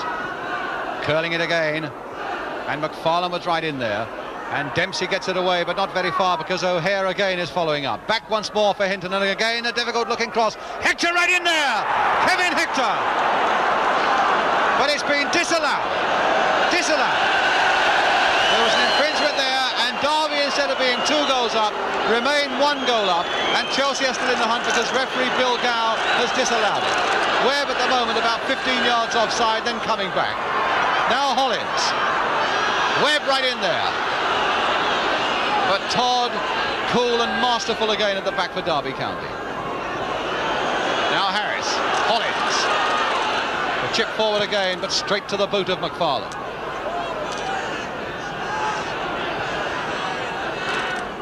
Hinton getting in. Chelsea really have got to continue getting in first now and find some way past that combination of McFarland and Todd and Hennessy. Osgood. Sent two men off balance there, and a beautiful ball for Baldwin, and a cross that is well held by Bolton. Some beautiful football there by Chelsea. Sparked off by Osgood and carried on by Baldwin. But again, there's the example of how Webb is such a destroying influence in an opposing penalty area, causing men to worry all the time. Britton, a little touch forward for Osgood, and he's got it through, and he has! Yes, Peter Osgood! Peter Osgood, the scorer, when there seemed no chance at all of a goal. He turned and he curled it just wide of the Derby defence and just inside that far post. A truly brilliant goal from Peter Osgood brings him into double figures for the season and brings the scoreboard back to 1-1. But now they can hope for something more maybe in the 15 minutes or so that remain. Boyle again, and Hudson has gone on, and so too has Little Britain. But Hennessy there, but Boyle will get another chance. Hudson. It has the ball taken off him by McFarlane, and McGovern is there, bobbing into that little situation there. And onside! The linesman has kept his flag down. Now here's a chance for Roger Davis. He's gone past. Oh, and what a miss! That, unquestionably, is the miss of the season. The miss of the season for poor Roger Davis. All he had to do is what I suppose 99% of the people in the crowd would say I could have done, and that was tap it into the goal.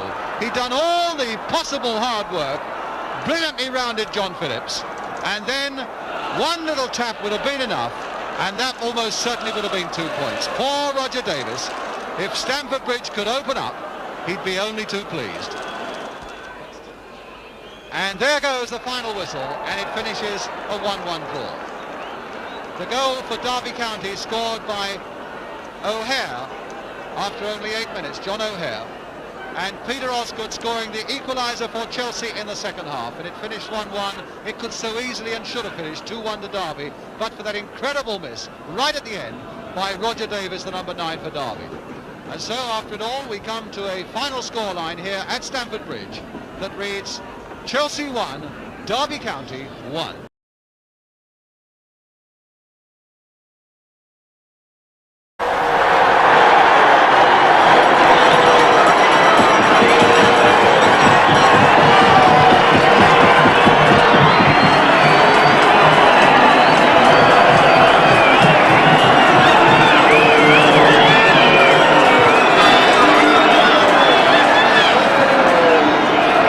The first job today is to catch up on the two teams. Brighton are at full strength for this one. The only real doubt was about their goalkeeper Brian Powney, but Brighton were happy to announce that he's fit to take his place in the side for this important cup tie against the First Division side Chelsea.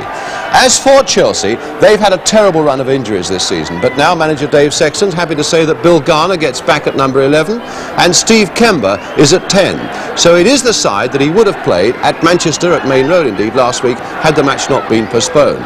For Brighton's Barry Bridges, a big day against his former club. For 19-year-old Stephen Piper, it's quite a day and quite an ordeal because he'll be marking the chief danger to Brighton. That, of course, is Chelsea's Peter Osgood. And the man sharing the main attacking job with Osgood today is Bill Garner. The crowd, just about 30,000 strong, some of the latecomers still straggling into the ground, and the referee is Peter Reeves of Leicester, now waiting to make a start. And the referee gets the game underway there. Chelsea kick off, Brighton in the striped shirts, kicking from right to left, but it's Chelsea on the attack. And it gives, oh, brave save there, and Chelsea have scored! Oh no, the referee has disallowed it. The linesman has his flag up there. Referee Peter Reeves there on the spot. He's responding to the linesman's signal there. What a dramatic start to a cup tie. and he's giving a kick on the goal line, I suspect for offside. It looked to me as if there was a little bit of dangerous play there, because when Powney dived on that ball, the forward went right into him and kicked at it, and the ball rebounded and the shot came from that incident. But there it is, it's a free kick now, Brighton rescued, Powney to take it. It's Kemba. Harris on the ball, Osgood jumps. Garner, Tommy Baldwin in there. Good clearance, fine clearance. Brighton are on the attack to the cheers of the crowd. O'Sullivan, clever little dribble, and he's moving down the line.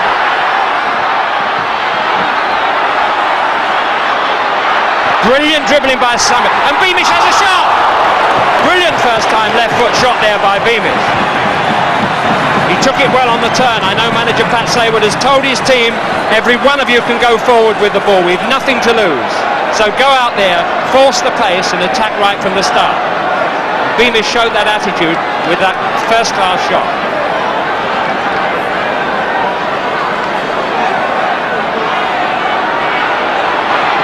Harris. Piper getting his first kick.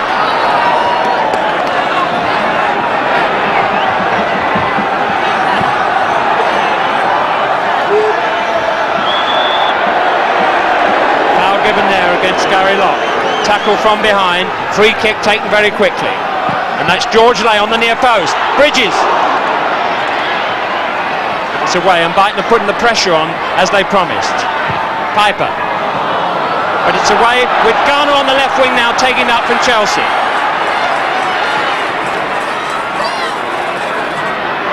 Inside there to Kemba.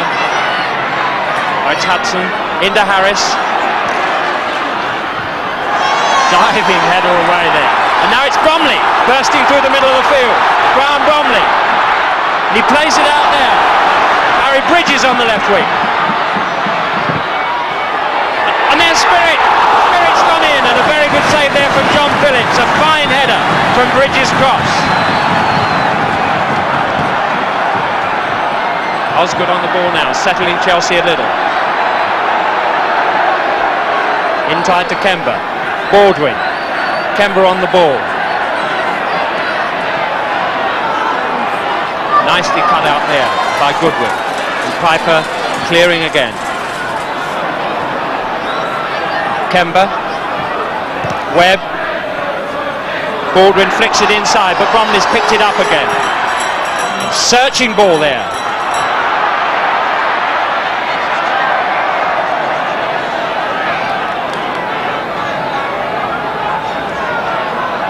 Harris throws up the line to Garner. And a good tackle from Bromley to get the ball away from him. Goodwin coming away with it. Bridges lays it back, but it's a bad pass, and it gives Hudson a chance to slow the game down in the middle there. To Hollins. To Kemba. Gary Locke overlapping on the right. Hollins there. But he doesn't find him.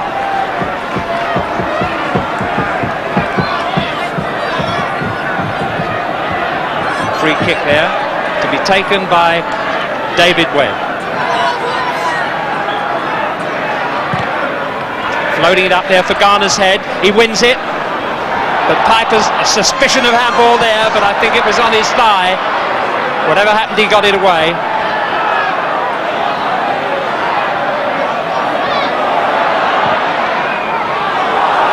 There's Kemba through the middle. Oh, and a fine chase there. A fine chase from Goodwin. In fact, Kemba hesitated, thinking he was offside, and it gave Goodwin the chance to get back and catch it. Goodwin. Throw in for Brighton.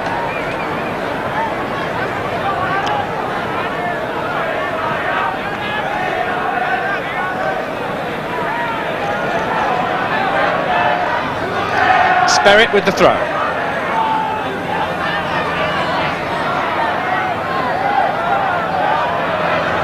And once again, this time a longer one. He's got quite a powerful throw, Sperrit.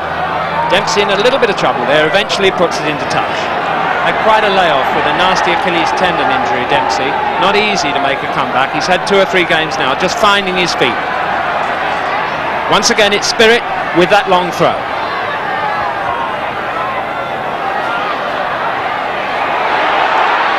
Howell goes in hard, but fails to get it, and it's away to Osgood. First time out to Tommy Ball.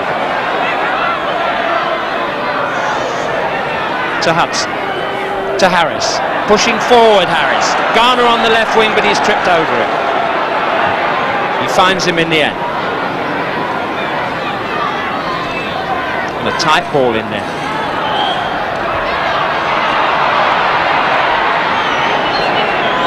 Free kick again. Quite a dangerous position, a threatening position, just outside the Chelsea penalty area. Hudson. And Osgood is through there, and he scored! He's onside, and it's a goal. A beautiful curving free kick. Curving free kick there by Hudson, and Osgood scored it. Caught the Brighton defence napping. He timed his run beautifully from an onside position there. Hudson curved the ball, guided it, steered it in his path, and all he had to do was to tuck it in off the end of his toe into the corner of the net.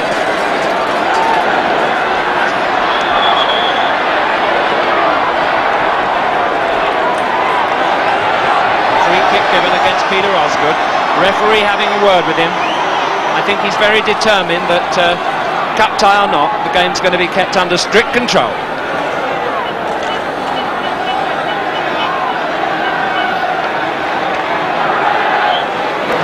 Later kick for Brighton. Well taken by Hudson. Ball seems to... and a late tackle then from Spirit. No question about it, the ball was played away, and I think the referee is going to take his name. He is. The tackle was positively late.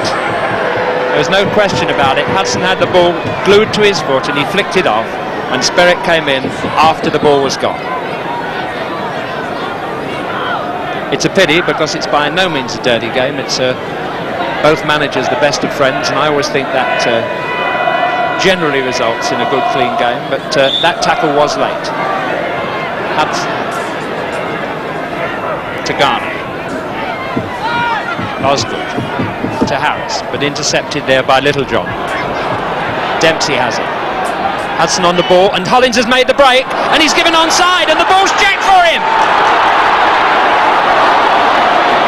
A very good run, that beautifully timed through the middle by Hollins. There's no question about that, and the ball checked in his path. I thought a lob there would have been just the skill required, but he tried to trickle it along the ground, and in missing Powney, he missed the goal. Osgood on the left wing to Hollins. Is he going to try one? Intercepted by Bromley. Garner again showing his skill in controlling the ball out of the air, that time on his thigh. Piper heads away, and Howe completes the clearance. But Chelsea is still pressing on the ball. Osgood on the left wing. Curls the cross in, and there's a diving header there from Steve Kember. Got through beautifully on the near post. A good cross, but just steered it past that right-hand post. Sullivan on the ball. Fine pass to Bromley. To Spirit.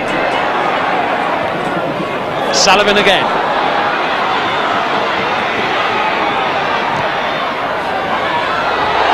There's that typical low cross. He seems to put all his crosses in low along the ground. Here's clever dribble by Lane. Another low one.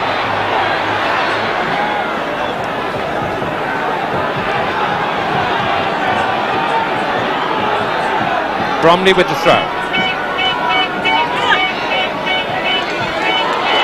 Sullivan sticking to him well, young Locke there, but at the expense of a corner.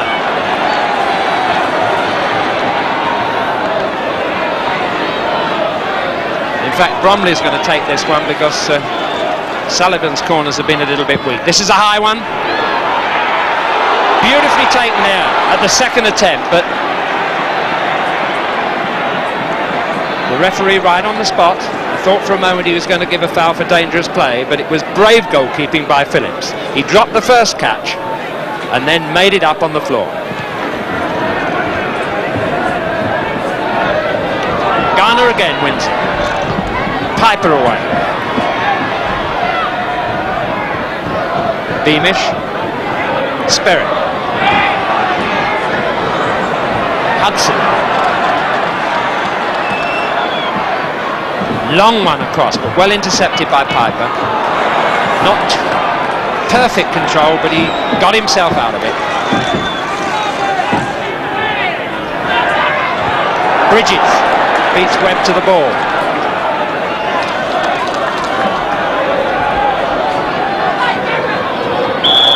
Now John Hollins, and there goes the whistle for half-time.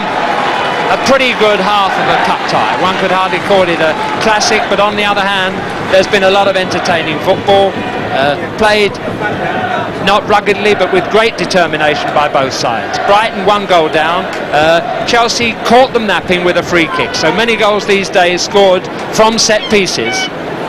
And this particular one, a curving cross from Hudson, left Osgood an open goal from 5 yards. They let him slip through. There's Peter Osgood, the scorer. 1-0 at half-time. Brighton struggling in the first half, shall we say, but everything to play for now in the second half. Come back and join us there.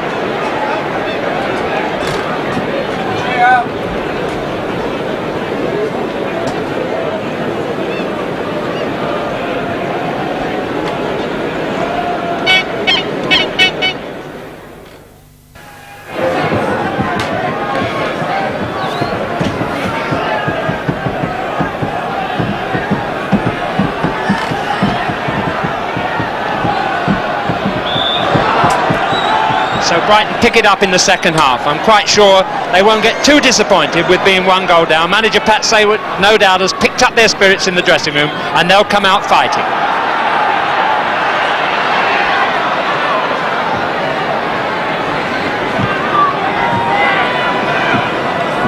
Bromley on the ball. To Sullivan.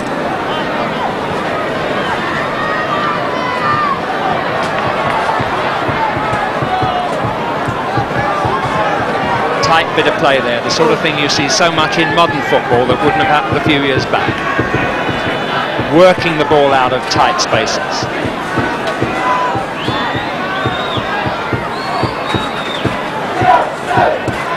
And Hudson trying to use skill to defend and giving away a throw-in.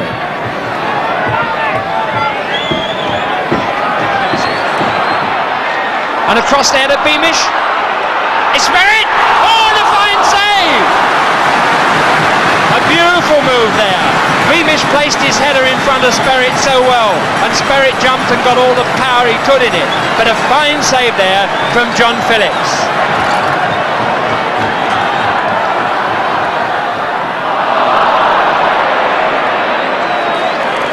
And now it's Kemba to Baldwin.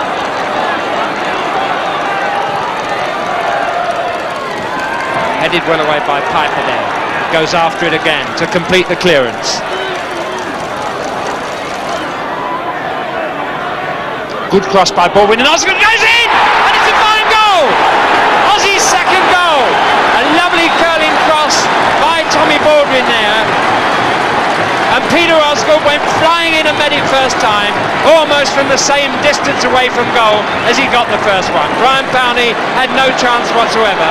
The Brighton defence caught through the middle, and Osgood finally finishing it off.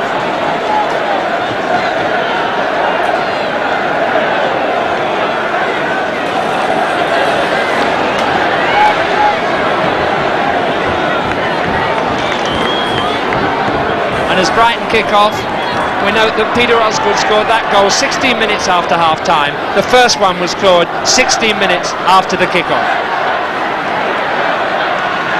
But that's put Brighton really in trouble now. A 2-0 lead at this stage of the game means they've got a lot of ground to make up. But it's Sperrit with a long throw.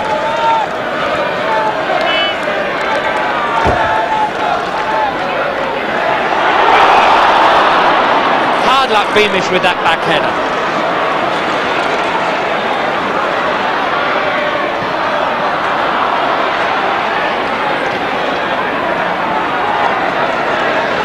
Hudson now on the ball. To Osgood. Beautiful pass to Baldwin. Blocks through. A high cross. Kemba's the one who goes to it, but not a very fine header on the end of it. There's little Sullivan, still working away, and Spirit. Bad ball back from Beamish there, has left them stranded, and it's Osgood. Hudson and Kemba. When Chelsea are playing sweetly, it's these three that are behind most of the moves. Garner gets it on the wing. He's going to hit it, and a cracking shot there, Downey. Whoa, Brian Powney got down at the last moment there to that one. I think he was a little bit unsighted, but in the end he brought off a fine save. There's Bill Garner showing that he can play with his feet too.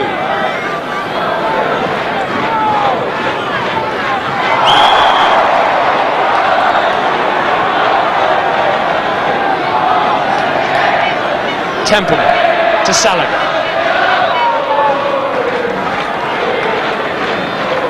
Switch to the right wing now in an effort to maybe get his younger legs past Harris's older ones. Whoops, and there was a trip.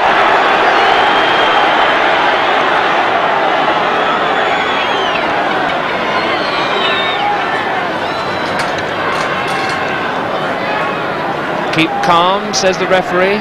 Good advice, and they've taken it.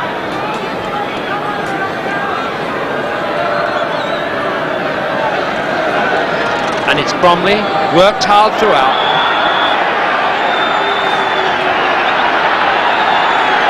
There's an incident gone on in the goal mouth. Nobody knows what it was. I didn't have my eye on it. I was watching Bromley take the kick. But Spirit went down. And it's my guess is that he would have been punched. The referee appears to be dealing with the situation. Spirit is holding his face, and the referee has Harris, and he's talking to him, and he's taking his name. There he is on the far side there with the photographers, and he's sent him off the field. He's sent him off the field. Obviously the referee saw a punch, and one can't question that his action was right. What a stupid thing for Ron Harris to do. Looking the coolest man on the field, having had a fine game, Chelsea winning 2-0, and he has to commit that action.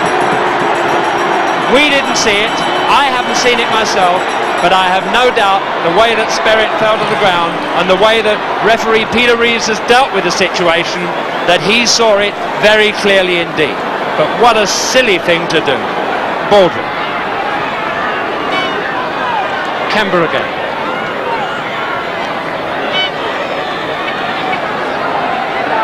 Little tussle. Young Piper. Kicked up in the air by Kemba. Young Piper. And the Brighton players are going round him, and I don't wonder, because Piper went in well for that ball. A good interception. And Kemba snapped at his heels and bit. And I think he's going to have his name taken.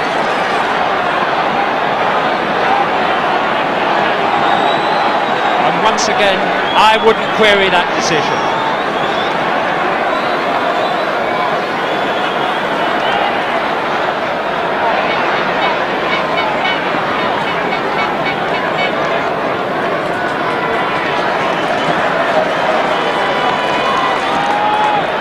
Piper's fit again, and away we go.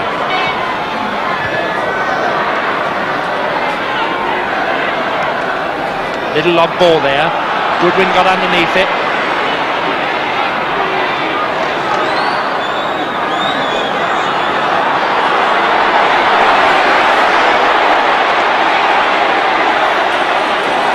Osgood to Garner, and he's away. He's going to catch it before the line. And more! Beautiful goal there! He's given Baldwin offside. It looked a lovely run, but I've no doubt the linesman was right. It was taken so beautifully, it almost seems a pity that it wasn't allowed. off the outside of the foot, low cross by Garner, and Baldwin sliced it into the goal off the outside of his right foot. He's had a fine game, Baldwin, today, been very dangerous with his runs. And he's still on the wing again. Tackle from behind by Lay. There's violence coming into it now. Fighting going on. Quite ridiculously. They're going through the motions of fighting. Nobody's really throwing a punch, but it looks so bad and it is so disgraceful.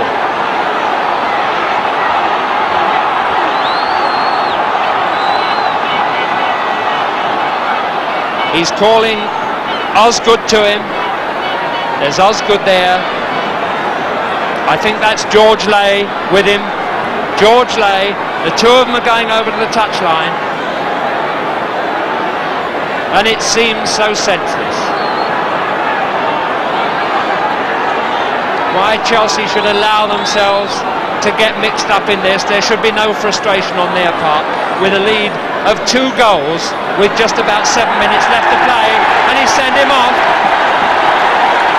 And he sent George Lay off. So there's 10 men left on each side.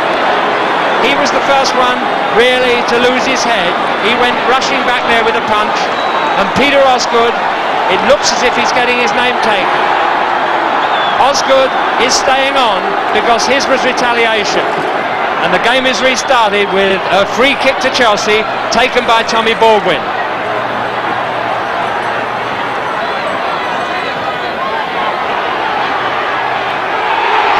Garner gets his head to it there, and it's just wide. Dave Sexton once more probably wondering how the game suddenly went sour on Chelsea. It looks now as if they'll be through to the next round, but with Harris sent off, it must take some of the pleasure at least out of a win. Bromley on it again, punts it through there. Bridges heads back, and Locke puts into touch.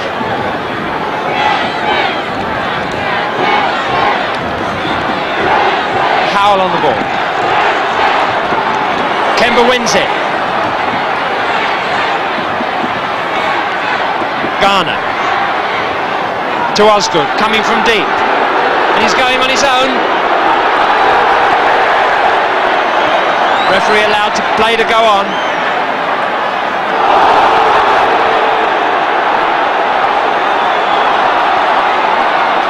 And David Webb, I think, is going to have his name taken too. No, he's forgiven him. Or has he? No, I think his name's in that book. Yet another one. There can't be much room left. And there you can see the crowd. I'm afraid not all of the violence that's going on is going on the field, because the crowd has spilled over the touchline there. The police are having trouble to control them. They're kids, not causing any harm at the moment, but they should be back behind that barrier. And now it's Chelsea on the attack. Baldwin, and a brilliant shot there, so well saved. A lovely shot by Alan Hudson, dying for his first goal of the season, but a fine save from Brian Powney.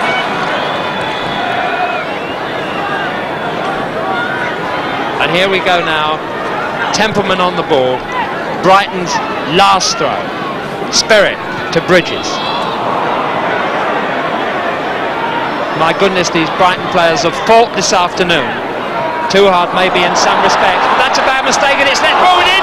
Oh, and a very bad foul there from Howell. He realised as soon as he did it that he should not have done it, and the referee almost has no alternative but to put his name in the book.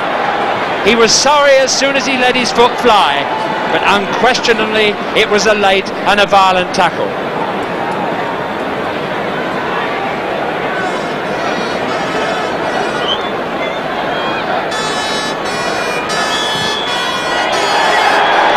There's the final whistle to an extraordinary game, a game that for so long looked sporting, pleasant. Chelsea having the edge, the difference between the teams. Peter Osgood, the man who you've just seen get enveloped, rush into that tunnel before the crowd can swarm round him. And there are the scenes at Golston Road this afternoon. Sperrit, the man who had his known Templeman there going through. Jubilant Chelsea supporters on the pitch.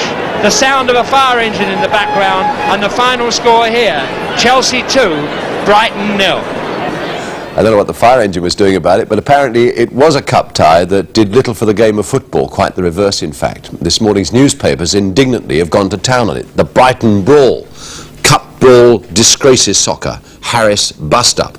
And indeed, in the Sunday Express, Danny Blanchflower described it as disgraceful as any match I've ever seen. So what's the considered view now of our commentator, who now turns to his analysis, Jimmy Hill? I wouldn't describe it as disgraceful as much as I would describe it as stupid, because for 70 minutes of this game it was played in a very sporting spirit, excellently refereed, and nothing to write home about at all. And then all of a sudden the players seemed to lose their heads. Maybe one could excuse Brighton, certainly not excuse them, but maybe understand, but not Chelsea. Apart from the moral issues involved, it was so unprofessional of them, 2-0 up, into the next round of the Cup at that stage of the game, suddenly to lose their heads in the way that they did. I must confess I didn't see the incident which started all off between Ron Harris and Eddie Sperrit, neither did the cameras, but there was no doubt about the referee being on the spot, and he saw enough to send Harris off the field. Harris is complaining, and the silly thing about Ronnie Harris yesterday was he had such a superb game and was so cool up until that point. He's now complaining that Sperrit acted, and that's what got him sent off. But he must have done enough for the referee to feel that he should send him off the field, and so what happened after that was his own fault. But let's look now at the other incidents in that game, those that we did record, those that the cameras saw, and judge for ourselves what really it was all about. The first one involved Sperrit. It was a late tackle. He came in after the ball was laid off. You see it now, Hudson on the ball there, flicking it away, and you can see Sperrit coming in from the back there, that foot just on the back of Hudson's heel.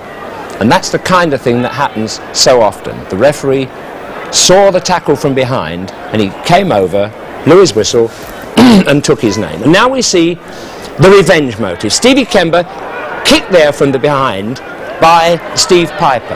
Now watch how he decides to get his revenge. And there's probably the most frightening tackle that we shall see in the course of that game. Kember getting his revenge, taking the law into his own hands, kicks Piper to the ground in that way. Maybe there was provocation, but he had his name taken anyway. Now look closely now as this ball's laid up the left wing, and see the offence for which David Webb was sent off. There he is, straight into Sperrit, getting his particular bit of revenge there and bringing him down. And lastly, Graham Howe, just at the end of the game, there was hardly a second to go, committed this foul on Baldwin. Tommy Baldwin's away with the ball, and he just chops him down, and quite rightly had his name taken. There were people afterwards that were saying the referee didn't have a good game. I don't see what any referee in the world can do when players behave in that way, except administer the kind of discipline that he did to them. What about the sending off? That was of George Lay. I have to confess too that that took place right over on the far side of the ground. The lights at Brighton not all that good at the moment. They haven't that much money to spend on players, let alone getting the lights a bit better. And it was misty, and it was near the end of the game. It doesn't show up that clearly, but let's look at the scuffle, the way in which Osgood got his name taken, the way in which George Lay decided to have what they now term the early bath. Tommy Baldwin was involved in this. He goes up the line after that ball. He was playing in such determined fashion all the game, but that's a good tackle there from Lay. He too played coolly throughout the game, and one of the last players I would have expected to have lost his head. But now you can see how the whole thing is coming about. At that moment, Lay appeared to punch Osgood. Tommy Baldwin lost his head completely because obviously he saw it. But also the silly thing about it is they seem to want to show the worst side for themselves. Lay is having his name taken before he is ordered off the pitch, and Osgood, nonchalantly looking on there, had his name taken but was allowed to play on. And that really, for me, was the silly thing about it. So much about so little. They appear to want to show the worst sides of themselves. No damage was done. I looked at players afterwards and couldn't find a bruise anywhere, but it looked like a real boxing match. If it went on a rugby field, I don't suppose anybody would worry about it these days, but on a soccer field it gets headlines like disgrace and all the kinds of things that really are bad for football. I think the players on both sides really were involved in those incidents, should be ashamed of themselves. Now what about the good side of the game? 2 beautiful goals from Chelsea, from Peter Osgood. He'd only scored 1 goal in the last 8 games, and a goal scorer such as he has got to come good sometime. This was a free kick from Hudson, and he brilliantly stole in there. He looks a mile offside on that picture, but it really is a tribute to the timing of that run. He started behind the defence and timed it beautifully. The second one was a result of Tommy Baldwin. Good game yesterday from Tommy Baldwin. He's tried a right foot cross there which hasn't come off, and just look, as it comes out to him again, the way in which he cleverly steers that ball across with his left foot. And Osgood's brilliance in getting on the end of it first time and slamming it in the net. About the who deserved to win the game, I think there was no doubt that Chelsea deserved to win that tie. They had a little bit more class, and of course once they got the goal that they needed, they were always really coasting home from that moment. But all credit to Brighton. I will say, even in the last minute of the match, facing a hopeless task, they continued to come forward, which should be encouraging for them in the relegation battle which they fight in the weeks to come. Jim, very briefly though, having got those few strong points off your chest, what about the commentary bit? Did you enjoy that as well? Yes, I did enjoy the commentary bit, Brian. Yes, and of course I've got to confess, it's a doddle. I don't know why he gets his money every week. What were the problems really? Thank you for that. The problems really, and seriously, were the identification of the Brighton players. They have those numbers on their backs mixed up with the stripes, and it made it extremely difficult really to tell one player from the other. In fact, I did all the homework I could. On the Friday night I talked to Pat Saward on the phone. I got all the players' numbers for him and learned them. But on the other hand, when I got to the ground on Saturday morning, he said to me, "I'm afraid I've had to change 2 of the numbers of the players." And I said, "You can't do that, Pat. Honestly, please, I've got them all in my head." He said, "Well, I've had to do it." I said, "There's no reason why you have to do it. Why do you have to change anybody's numbers?" He said, "Because Goodwin, who's 14 stone, can't get the number 5 shorts on. So so he's got to play number 6. But I mean, did you enjoy it, Jim? Yes, I thoroughly enjoyed it, but one thing I did learn, and it's a tribute to all commentators, that it's far more difficult than being a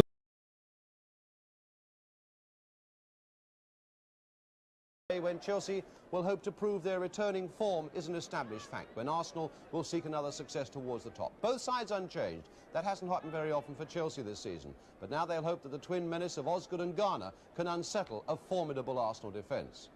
As for Arsenal, this in fact is the side that came through that remarkable and successful cup replay at Leicester in midweek, but it means that for Frank McClintock there is still nothing more satisfying than the substitute.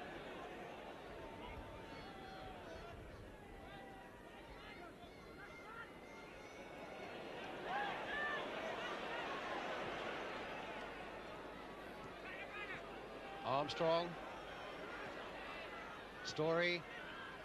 Ball turning it off again. Can Radford get his shot in? Can he get his shot in again? Kennedy! Yes! Ray Kennedy!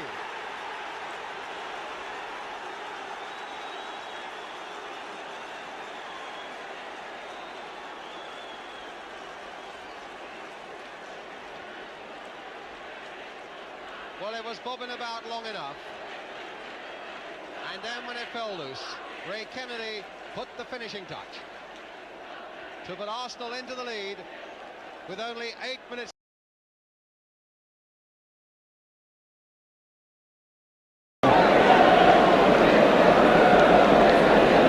And that really could have been a very expensive miss for Chelsea from John Hollins. Hudson. Kemba didn't know much about that one, but he knew a little more of that one, and he's found Harris.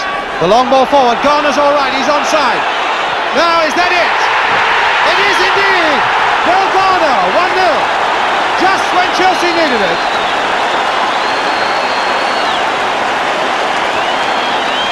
The long ball coming out of the defence, and Garner just got to it and flicked it over the head of David Best. 1-0 to Chelsea. Bill Garner's 5th goal of the season. So Chelsea then get us away at the start of the second half, leading by a goal to nil, having won this match here in the league 2-0 earlier this season, and now they might be in with another chance as Garner gets a shot. Garner has scored his second goal, and within 10 seconds of the start of the second half, Chelsea in fact make the scoreline the same as it was in September when Ipswich came here and lost 2-0 in the league. Well, it was bobbling about there long enough, and Best was unsighted, and it just about reached the back of the net.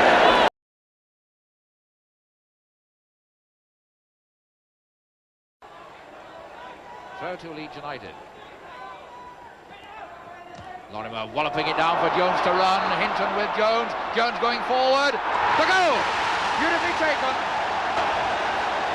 A long ball. Beautifully picked up by...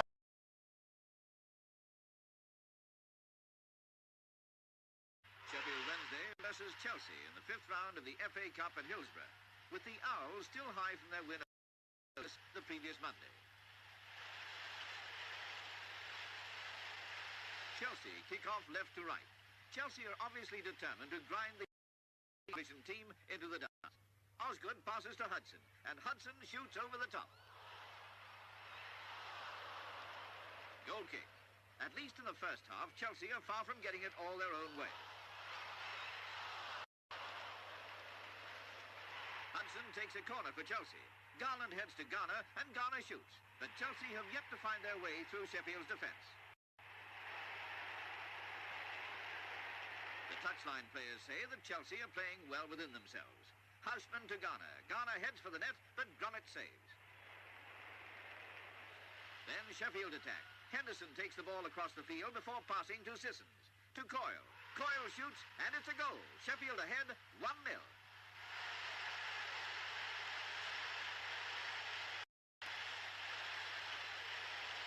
Chelsea play on as if Sheffield's surprise goal never happened. Sheffield take another shot at goal.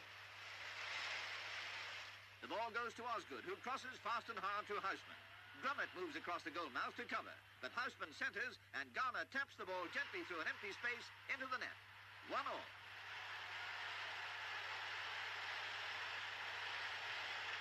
But in the second half, Chelsea really put on the pressure, and Sheffield seemed to tire, perhaps feeling the delayed after effects of their hard-fought ties with Crystal Palace. A corner for Sheffield to Henderson, and he shoots, but Phillips saves. Osgood heads at goal, but Gromit saves.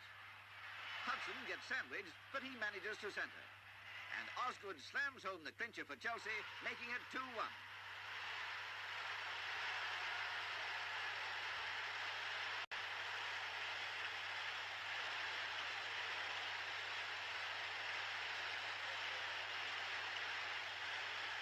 The Owls are out of the cup, but then they say Owls are better at night.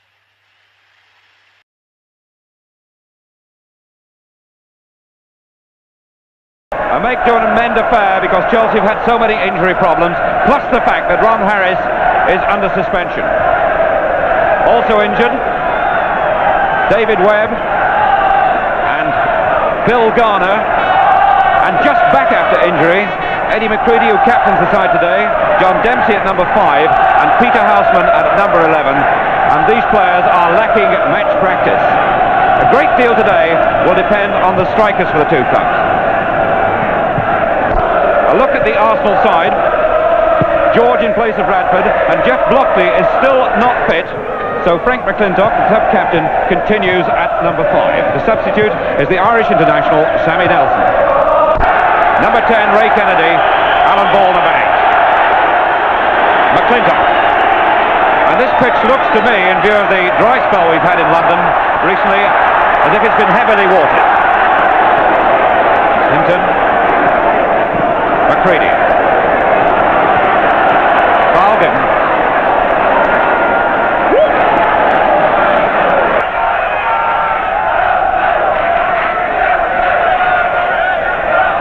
Eddie Kelly with the throw. Ball found space. Kennedy. And that's Hudson for Chelsea. Back down. Houseman. George for Arsenal. Good ball. And that showed a little bit of hesitancy and nervousness in the Chelsea defence. John Phillips was always favourite to get that against Alan Ball. Hudson leaving it for Locke. This is Hollins. Locke. Dempsey in support. Garland. Good flick. Osgood. On the edge of the area, but waved on. The referee waved that away, and Osgood's face a comment in his own right.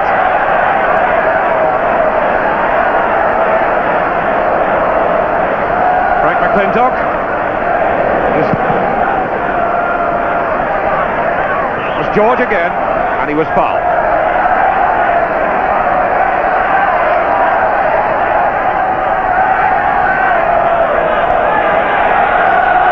It's Kelly with a kick.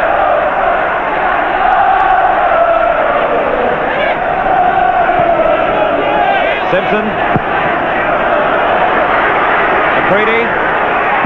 Armstrong. Little George Armstrong just hovering and looking for the ball coming loose, which it did. Locke was called, and Hudson heard him. Osgood. Kemba, and it's Kelly in the way. Osgood! 1-0!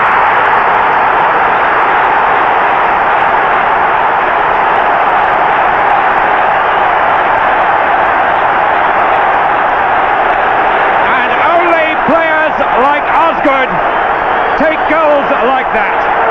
A really superb volley. You don't blame goalkeepers, you congratulate the scorer. Brilliantly taken, showing all the class that Osgood possesses. Well, he looks happy with what he's got there. Garland now joined them. And Charlie George placing it. The goalkeeper now beginning to get worried with the extra man on the wall. That's George. McNabb. Corner.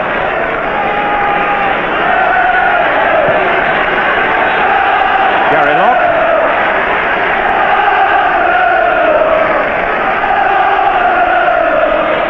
Armstrong with a corner. Ball.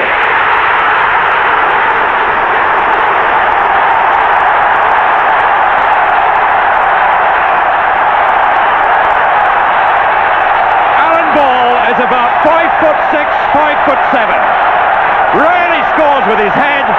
His third FA Cup goal, the equaliser for Arsenal today, and pretty vital too. Brings them right back in, and he certainly got some power off the pace of the ball when it arrived on his forehead. 1 each. Dempsey. Simpson. Rice. McClintock. Oh, that's trouble. In a tangle, Kennedy. And George. 2-1.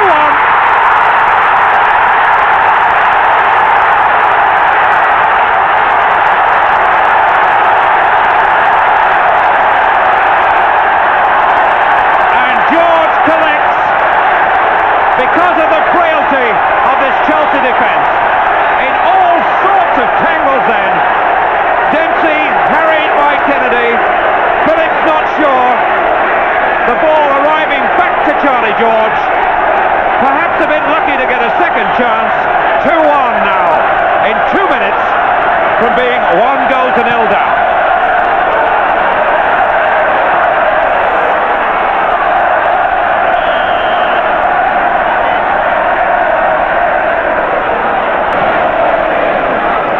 Unlucky.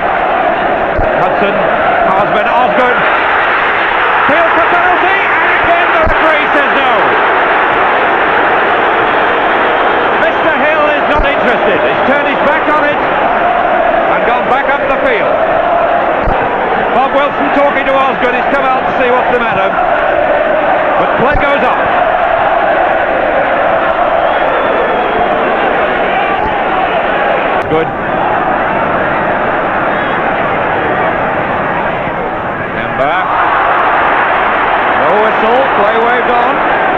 Kemba complaining. Rice. Collins now to Hudson. Locke. Osgood. Garland. 2 each by Hollins.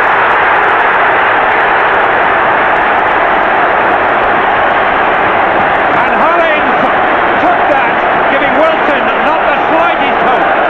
It really was a remarkable piece of quick thinking and snap shooting by Hollins to restore Chelsea. 32 minutes gone. Chelsea 2, Arsenal 2. McNabb. George. Simpson. Hinton. Osgood. He's going to set it up for Armstrong. McClintock. McNabb. George. Ball. Kelly. Kelly looking to score the sort of goal that he scored against Peter Shilton at Leicester in an earlier round. Dempsey. Beaten by Armstrong.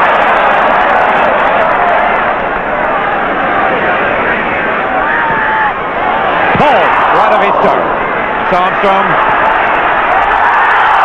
Just wide. And this Chelsea defence is so flimsy on occasion. Kennedy.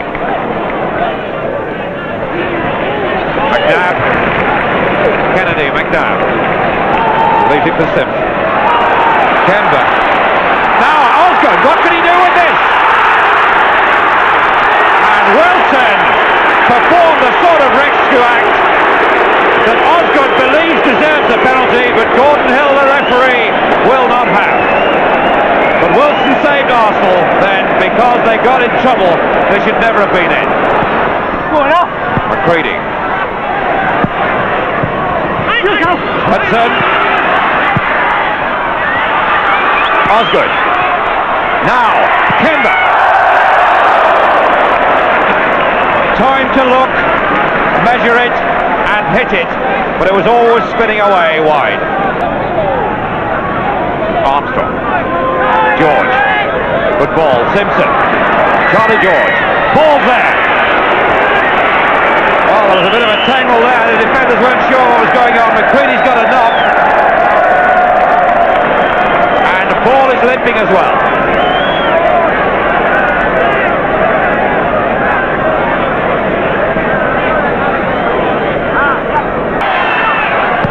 Hollins. Houseman. Hollins again, number 4. McClintock blocked it. Hollins once more. Osgood, that's Kemba. That might have been the most sensational goal of the season. Knocked back by Osgood, and Kemba flicked it with the back of his heel. McCready, oh, he missed it. George. Good recovery by McCready. Foul.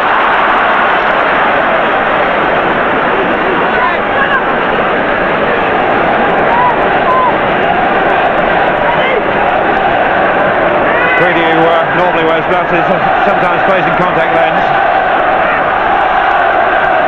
Hollins now looking. Simpson. Garland for Chelsea. Number 8, Hudson. Kemba. Kemba now has been so close twice. And at the start of this second half, Arsenal asked the questions. They couldn't break Chelsea down. And now it's Chelsea coming forward with the best chances. Houseman. Osgood. Story pass. Number 10, Kennedy. Ball. George. To Kelly. Story is square. Right on the outside is Armstrong, but that's long. McNabb.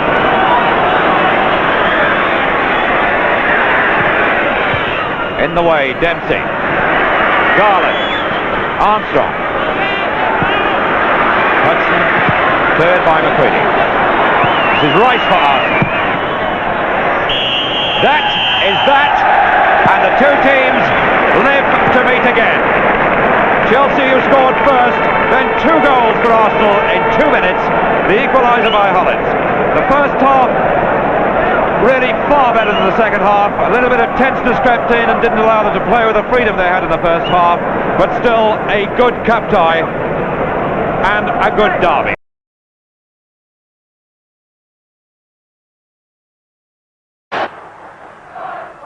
Dempsey, Garland, back to John Hollins. Garner is in the box. Garner wins it in the air. Houseman! Garner won it in the air and Houseman not in home. Rice for Arsenal. George Armstrong, number 7. Kemba coming across. And that's a penalty. No question, that's a penalty. But the referee is giving it outside. Well, it would be very interesting to know what Mr. Griffiths, the linesman from Oxford, thought. This was his view, and quite clearly it's inside. But the referee is adamant.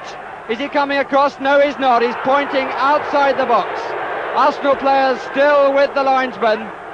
Alan Ball coming across now. Pat Rice seems to be resigned to it. But Arsenal players now coming across, and the implication is that they feel the linesman is on their side. And he's giving a penalty, Mr. Burtonshaw. Well, I believe it's the right decision, but surely reached in totally the wrong way for football. Mr. Burtonshaw was utterly adamant at the start, in spite of the linesman being in a far better position. And it's been seen that protests have won the day, and that cannot be good for the game. One apiece, a despairing dive by Phillips, but Alan Ball makes it 1-1. Ball taking on Hollins, good running down by McNabb. Kennedy is on the far post. Kennedy!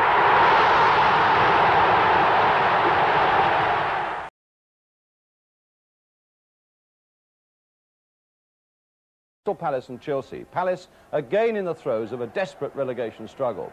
But at least the Palace players should be in the right mood for this one, and for skipper Paddy Mulligan, the number 2, is to return to the side after 6 games out with injury, now facing his old Chelsea teammates. But the former Chelsea star Charlie Cook is out with injury. Bobby Bell, their strong defenders, down with flu. It gives a first league chance to the 19-year-old Scot Jim Cannon. He'll be wearing the number 6.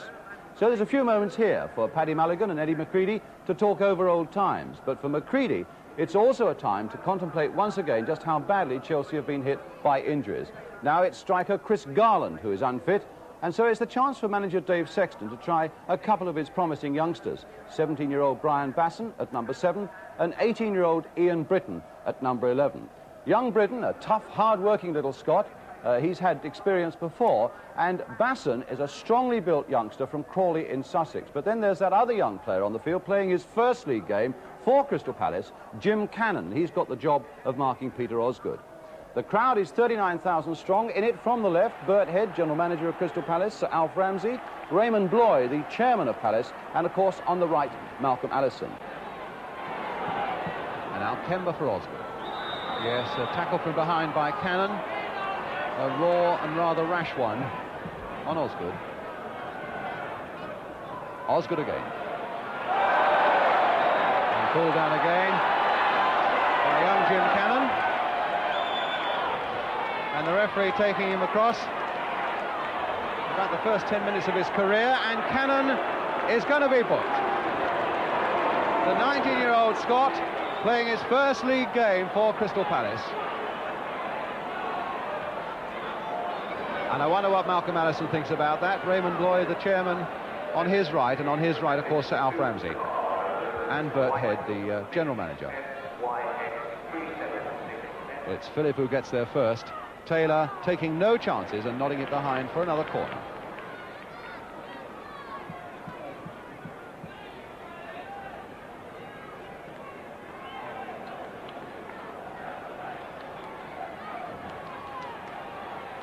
Garner will be one of the men for Palace to watch as Hollins now takes this corner for Chelsea. Floating in again, but it's Osgood nods it back, and Blythe who finally gets it away. In fact, it was Cannon who knocked it from under the crossbar and got it away, so that'll make the youngster who's already been booked in his first league game feel a lot happier, certainly saving Crystal Palace well there.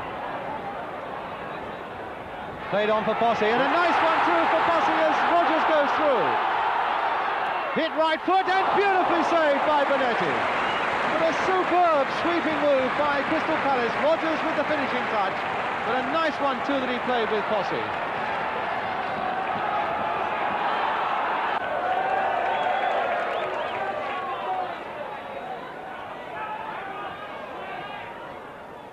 Payne. And now Mulligan. Well, Hinton nodding that straight to Phillip. And it's still not away yet. Hinchelwood with it now. Phillip letting another one fly, and infection and a goal! Oh, it's a goal! 1-0 to Palace. Phillip was the man who let it go. That's pleased the crowd. Phillip really let it go. There was a deflection to put it wide of Bonetti and high into the corner of the goal, and it's 1-0 to Crystal Palace with 29 minutes gone. And Chelsea get the corner on the far side. They want to take a short one, and Tony Taylor is making absolutely sure that Chelsea are properly marked at the short corner. Hinton still lurking there, though. A low-driven one again. McCready hoped to get to it, and Phillip getting it away to Posse. And now for Rodgers. Harris is screaming back to try and stop Rodgers, and Rodgers is on his way. Played now for Whittle, and straight at Bonetti. Another beautiful move by Crystal Palace. Exciting to watch, and deadly dangerous to face for Chelsea. Osgood. Hollins. Chipped on for Kemba, and Jackson again in control of it. Don Rodgers. Recovered to find Mulligan. First time now for Payne. Forward into the middle. Posse and Whittle both going for it, and it's Whittle who collects. Oh, a bad challenge there by Harris, leaving his thigh there. The professional foul. And Harris getting quite a talking to from referee Wallace. Whittle had no chance of getting past that tackle. So Palace get a free kick. Blythe has sneaked up on this near side. Bonetti looking for the ball. And the referee insisting that that Chelsea wall goes back the full and required 10 yards. It's with Rodgers again, the delicate little chip this time. And Cannon! Oh, Cannon got it! Well, and he deserves it. Most certainly he deserves it. He's played superbly in his first league game in defence. He had his name taken almost before the game had started. He's marked Osgood well, and now from that free kick, delicately chipped in by Don Rodgers, Cannon is there to make it 2-0. 10 minutes of the second half gone. Posse. Whittle.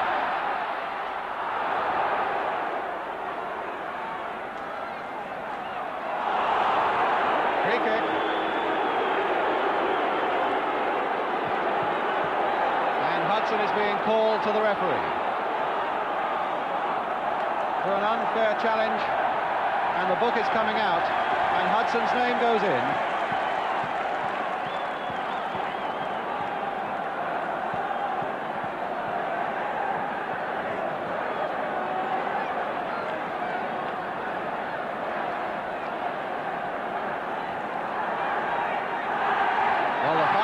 Alan Whittle. Palace now looking for another free kick that might lead to something. Hudson was told in no uncertain terms any more nonsense will he be off, because the referee was pointing in that direction of the dressing rooms as the free kick comes across again. And once more, Cannon was right in there, and Bonetti forced at the very last from Jim Cannon to turn that ball over the crossbar.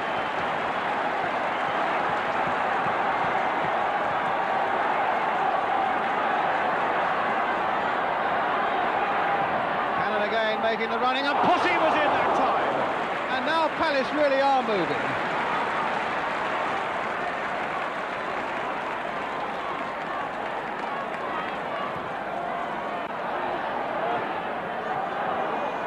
Basson going away, chased by Taylor, quite content to give away the corner.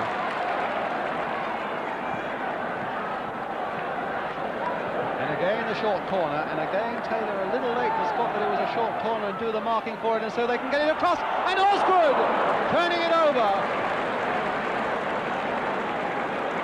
And the warning really for Crystal Palace there, they allowed that short corner to go completely unmarked, giving Chelsea all sorts of chances to turn it accurately towards Osgood.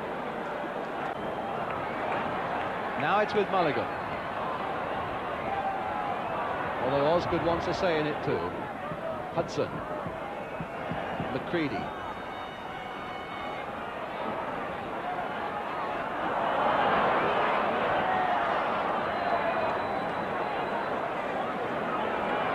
don't know whether the whistle's gone. The players don't seem to know. And the referee decides that the game goes on. And now it's through for Whittle. Now, is that number 3? No!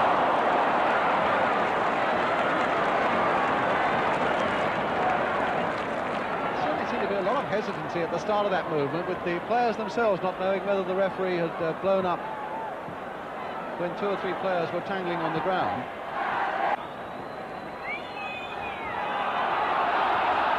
Rodgers again. Taylor still in possession with Rodgers now, played now for Hinchelwood.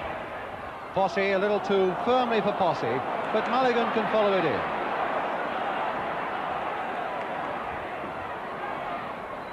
Posse trying to get a 1-2 going, and it's still with Posse. Hit, and a beautiful save by Bonetti. So a corner to Palace, and Posse, certainly not an easy chance. A volley that really brought out the very best in this fellow, Peter Bonetti. Rodgers now with the corner for Crystal Palace. They're all going in, and Hinchelwood couldn't quite get to it. I thought Cannon would might be get to it, but now Phillip. They are fighting for everything, Palace. And Posse is in there, and he's a fraction past. And Whittle and Osgood were hustling and bustling each other there as well. But the whistle had gone, in fact, for a free kick to Chelsea just outside their 6-yard area.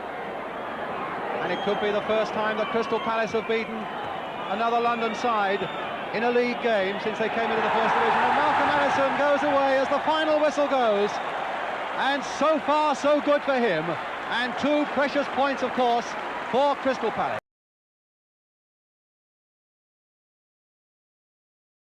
You got it? Yeah.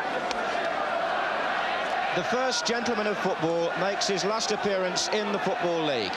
Bobby Charlton coming out with the United manager Tommy Docherty, and both teams coming onto the field at the same time to mark this momentous occasion. The crowd here absolutely packed. The gates were shut 20 minutes before the start.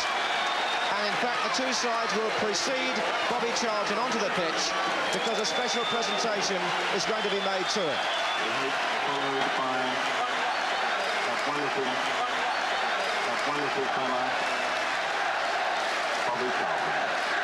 Alex Stepney leading out the Manchester United side. Eddie McCready leading out Chelsea, but it's Bobby Charlton's day. This his 606th and last appearance in the First Division, fittingly making it in London because nowhere perhaps other than Manchester itself and in his native northeast has he been more greatly appreciated than in the capital. Not far from here at Wembley, where he won his greatest honours, the World Cup and the European Cup 2 years later. But wherever United have played in London, the crowds have flocked to see them and to see this man. And Charlton himself said before the game that he's delighted he's playing his last match at Chelsea. A ground which he's always liked, and listen at that reception.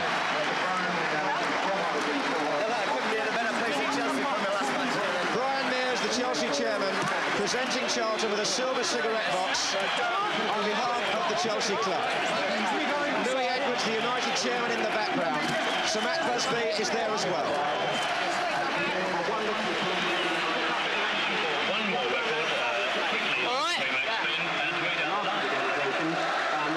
A moving moment. Let's hope the game we're going to see matches the occasion. As far as Chelsea are concerned, that's the team that beat Coventry on Easter Monday. And if you don't follow Chelsea, there are two names there that might be new to you. Ian Britton, the number 7, and Mickey Brolly, the number 11, two 18-year-olds from Scotland who've had their chance in the Chelsea first team recently because of this huge list of injuries that Dave Sexton has had.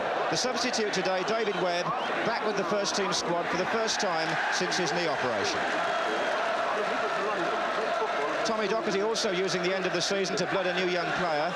At number 3, Arnold Sidebottom, 19 years old from Barnsley, who made his debut on Easter Monday against Sheffield United. Stays in the defence today, which is minus Steve James.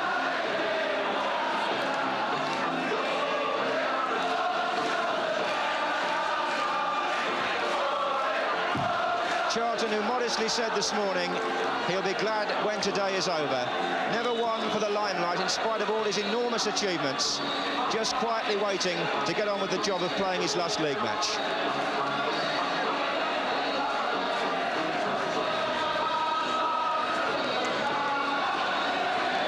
So the man of the moment up to toss the coin with Eddie McCready, the Chelsea captain. More applause for Charlton. Charlton and McCready, who played against each other 4 times in England-Scotland matches during the 60s.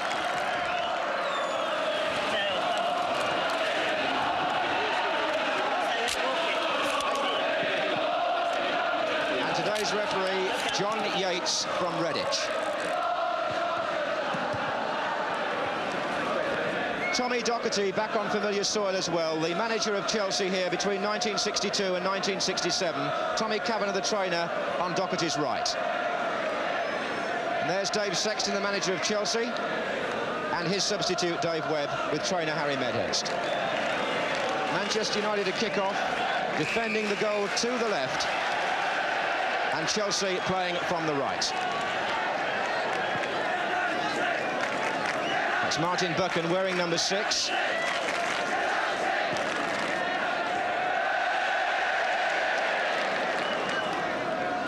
And every touch of the ball from Bobby Charlton will be cheered this afternoon. Ron Harris. Now Hollins. Charlton in the way.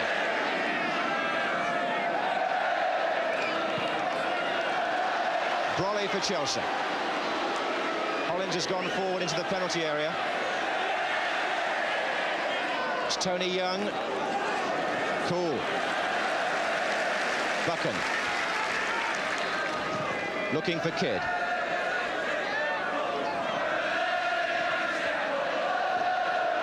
Tommy Baldwin.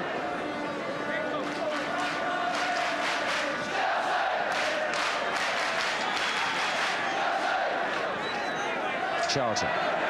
Morgan calling for it on the right wing.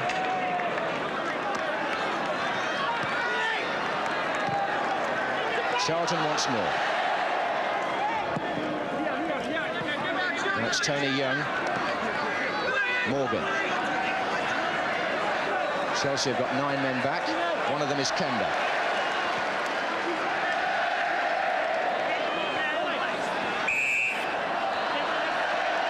Foul given.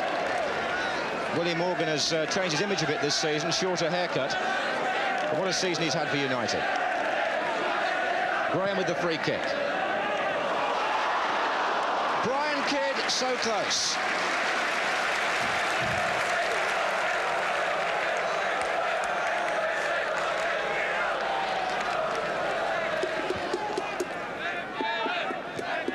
Nice touch from Osgood.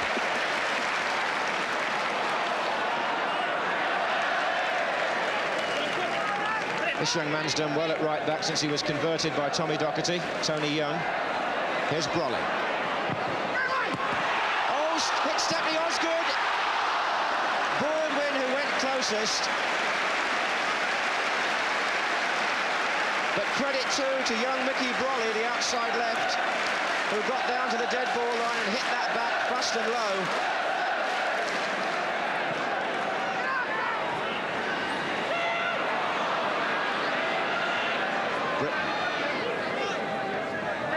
giving it to Hollins.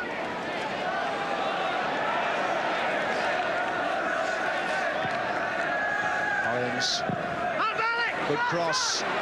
Is Droy coming in? Now it's McCready with the defenders funneling out.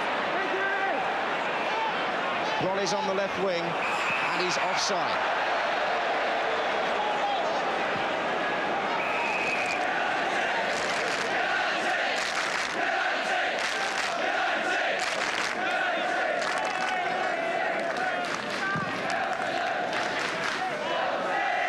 Morgan's gone across to the left now. Here's Buchan. Side bottom to Charlton.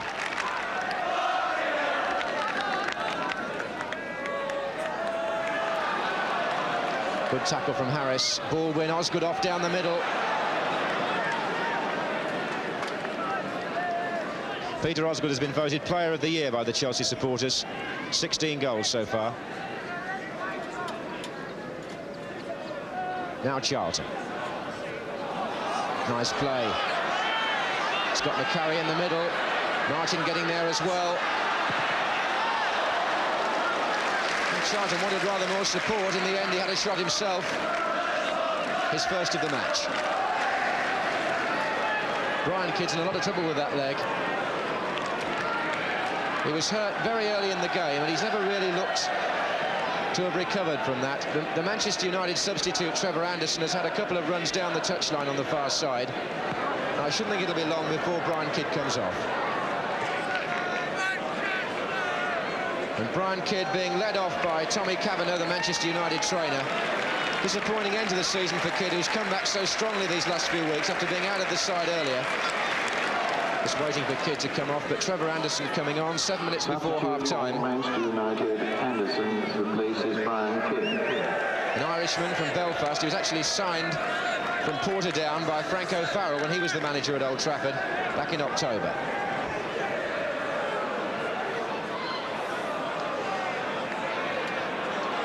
Morgan again. Buchan.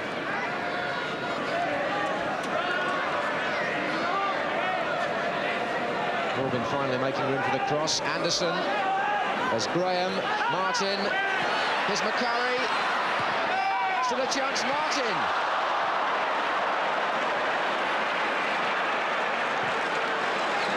Martin, who couldn't have been more than inches away from that cross. This is Graham.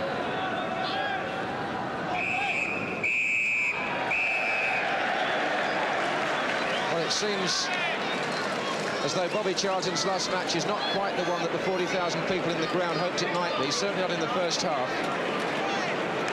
Neither side really being able to step up the pace, and perhaps a reflection on that half is the fact that the man who came nearest to scoring in the second minute, Brian Kidd, is now off the field.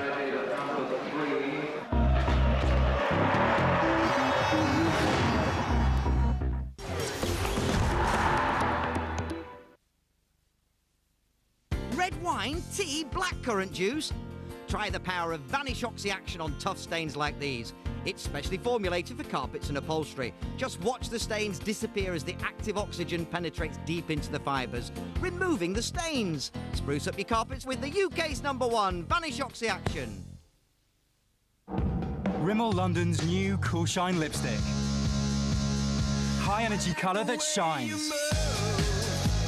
With 25% water. Ultra cooling lip sensation. Shine on. New Cool Shine lipstick from Rimmel London, as recommended by Boots. This week, Zoo has a brilliant Topless Babe special, and we've been given 10 grand to make an ad about it. Which is lucky, because we've already blown all the cash on a load of models, baby oil, and this little beauty. Come on!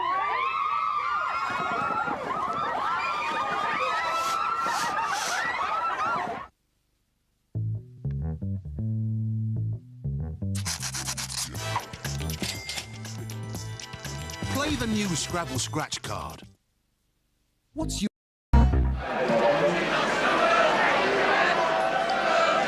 Those four have got an interesting view, and there's the new East Stand at Stamford Bridge. halfway towards being completed now. There's another tier to go on top of that. But Chelsea are hoping it might be ready for the beginning of next season. There'll be 11,000 seats in that stand, bringing the capacity of the ground at Stamford Bridge back to about 52,000. But that, of course, is just the first phase in the big redevelopment plan. Chelsea start the second half, playing now from left to right. And here's Brolly.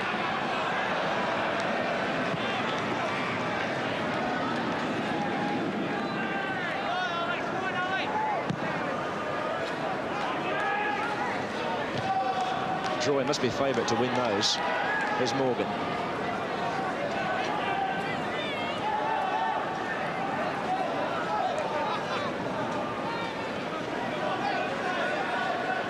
Anybody wandering into Stamford Bridge during this match wouldn't need to be told it was the end of the season. Not from what we've seen so far.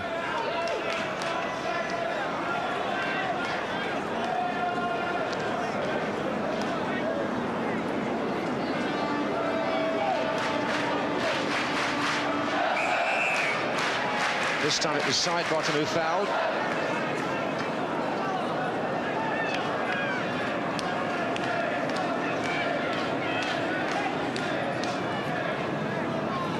Marvin Hinton has pushed right forward as Troy prepares to take the free kick for Chelsea.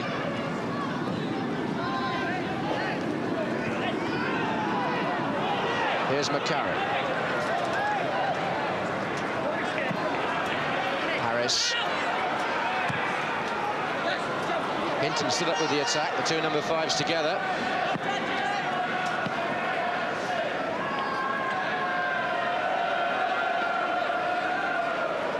Osgood now being marked by Holton. Kemba's throw. Nice return. Morgan wasn't too far away from it. But it was a good effort from Steve Kemba. Nice move, work from the throw-in between himself and Osgood. The sort of move we've seen all too rarely in this match.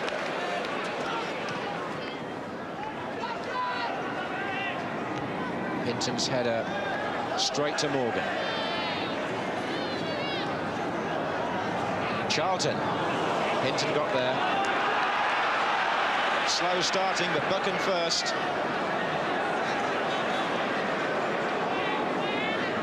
I can't remember Manchester United playing many tedious matches, but this has got to be counted as one of them up to now. Chelsea's free kick.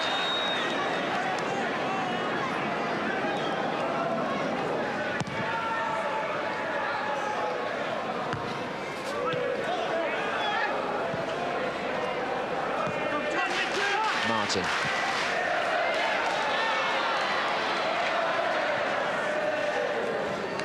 Charlton still looking for the ball, moving all over the field. This is Young.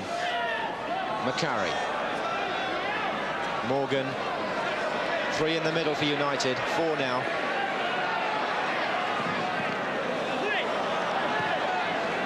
But now Baldwin for Chelsea. This is Britain. Hollins has gone steaming forward. Now he's stopped and gone to the right. Number 4. Baldwin. Osgood coming in. Almost an accident, but it's a goal. And Osgood's face says it all. He really didn't mean to do that. But though the touch was accidental, it sent the ball rolling past Stepney. His 17th goal of the season, and an immense sense of relief through the crowd, because that really has livened up what was becoming a very boring match. Even Alex Stepney saw the funny side of it in the end. 61 minutes gone, and Chelsea take the lead.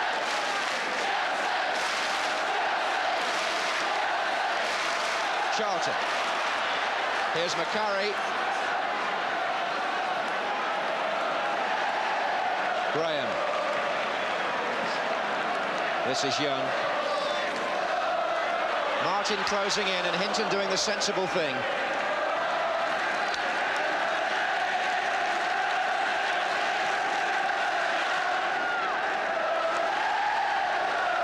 At last the game and the crowd comes alive. United have pushed 3 defenders forward for the corner. There's Holton, one of them, number 5. Foul given.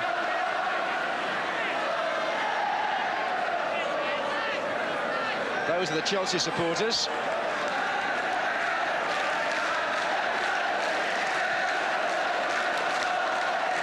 Somebody seems to have let off a smoke bomb or a firework behind that goal. Plenty of police in there. Be interesting to see who the new Manchester United captain is in succession to Bobby Charlton. One wonders whether Martin Buchan might be a candidate.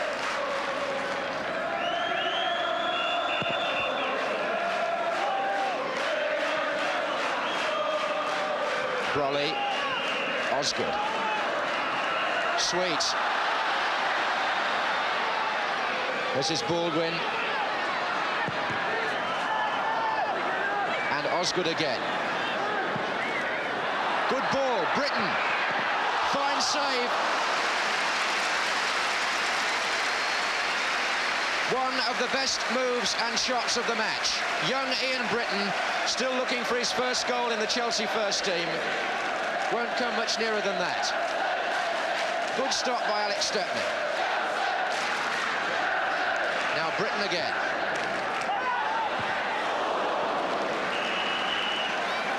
Holton turning it out for a corner.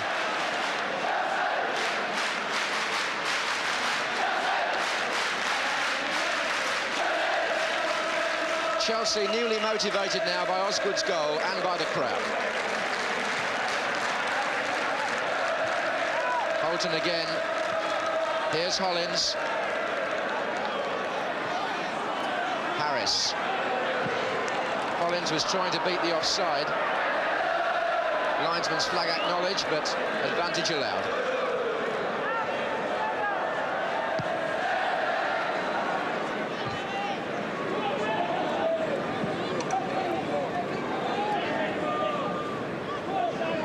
Morgan.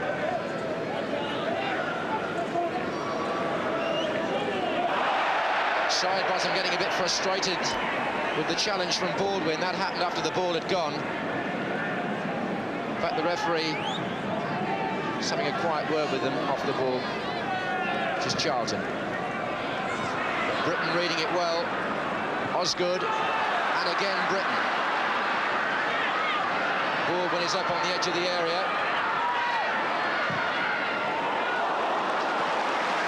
Well, at different times during the match, both these young Scots boys on the Chelsea wings, Britton and Brolly, have shown their potential.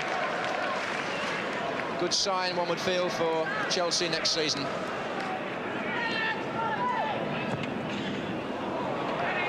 Could be dangerous. It's Brolly who intercepted. Osgood. Oh, yes. Brilliant. Typical piece of virtuosity from Peter Osgood.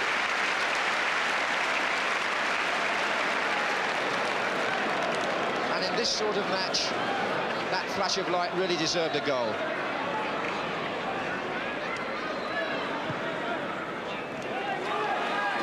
This is Morgan, aimed at George Graham. It got there too. Charlton was coming in round the back. Martin. Graham getting up above Harris. Here's Charlton. Good ball. Macari on the far post. And another corner to United. Charlton doing all he can in these last few minutes to inspire a recovery. Dave Sexton, always the professional, getting his defenders organised.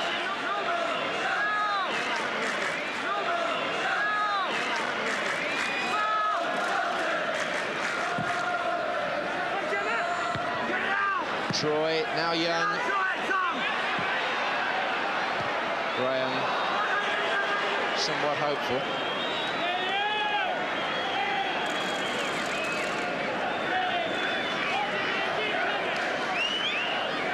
Just 1 minute left now of the league career of Bobby Charlton.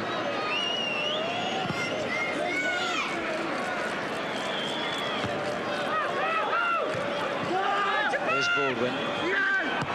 Buchan in the way. Morgan. And again Buchan.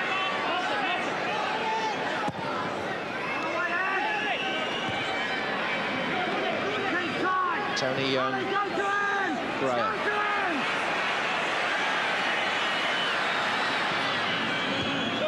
Away by Hollins. Back by Buchan. One can't help feeling that there'll be some sort of farewell for Bobby Charlton when the final whistle goes. And that is it. The end of a match which, for the record, Chelsea won 1-0, but the match was really all about Bobby Charlton's last league appearance. The end of his 606th and final game, and he can look back like Jimmy Greaves did and say he played everyone in the First Division, in the toughest league in the world. And listen now to the applause as Charlton leaves league football.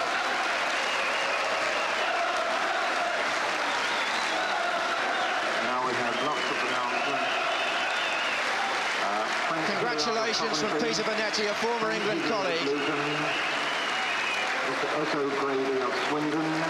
Charlton with a little farewell to the crowd. And what more can you say?